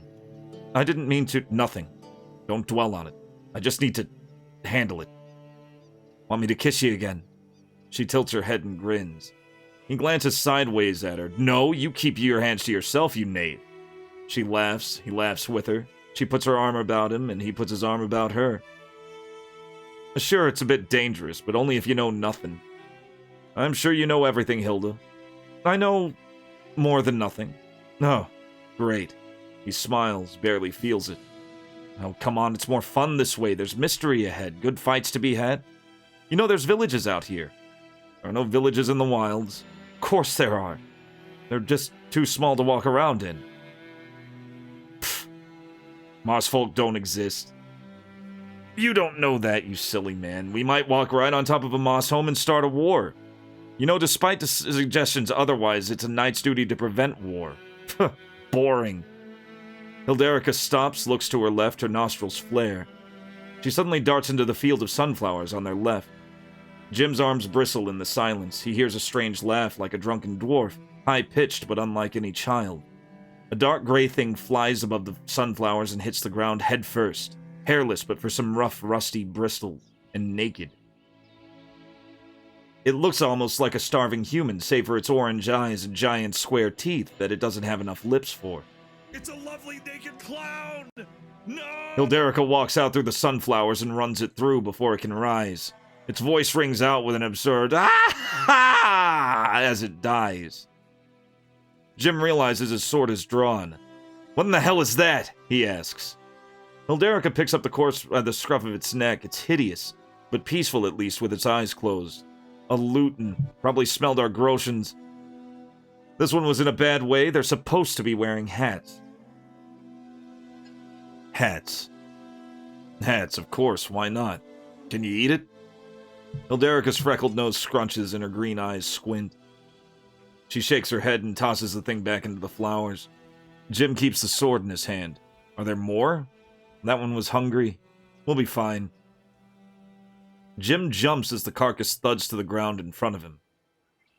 It only barely missed the campfire. The corpse is weird, hairy, headless, but not due to any wound. However, she killed it. It didn't need a blade. It has fur like a deer, little white spots dotting a field of sandy brown. As he picks it up, he finds it only has 2 hind legs hanging off its round form. It has 2 tails, or so it appears, one that looks like a deer's if it were longer, then one that curls inward into a spiral on the other side where its head would be. Hilderica retrieves the carving knife and says, "Now this, Jim, you'll fall in love with." She makes one incision above the straight tail and yanks downward. With a single wet rip, she strips it entirely bare, its curled tail head unraveling. With Jim's hunting knife, she cuts its belly and all its guts fall out clean. After 10 minutes of carving and salting, the creature's marbled steaks are roasting in the fire. It smells somehow like a full-course dinner Jim once ate, back when he was a squire under Sir Bartholomew. He takes a half-done bite, and it tastes buttery and rich without any gaminess at all. By Aemon, what is this? He bites into it again. The best meat he's ever tasted. Brew meat. Taste of the past. How does it taste for you? Tears well in Jim's eyes. He laughs as memory floods into his mouth. Tastes like when I was a boy. Her laugh is kind, gentle as tears roll down his face. First meal can be overwhelming. For me, it tastes like bison and their frost milk sweetened with sky bee honey. Brew keeps long. It'll do us well. Keep our spirits up. Could be poison. You stick with hardtack and jerky. The memory hits him like a mailed fist and he beats it down. Not now, not yet. He bites again, and he's back in that banquet hall, kneeling before King Torvald VII. Blade pressing down on his shoulder. It tastes like nervousness, anticipation, excitement, joy. It tastes like finding his place, truly, and at an early age. Another bite and it tastes like Matilda, her blue eyes that made him think of birds and sharpness, smarter than him despite being only 18 against his 24. The uncertainty whenever a letter was late. Kissing that would turn into more than kissing, a fine girl who'd become the only girl. Hilderica watches him chew slowly, his eyes closed. These folk, these civilized people living in fear. What wonders they've missed. She smiles and takes another bite. That's chapter 7? Yeah. Yeah, me too. Me too. Brew sounds pretty good. Now I'm hungry.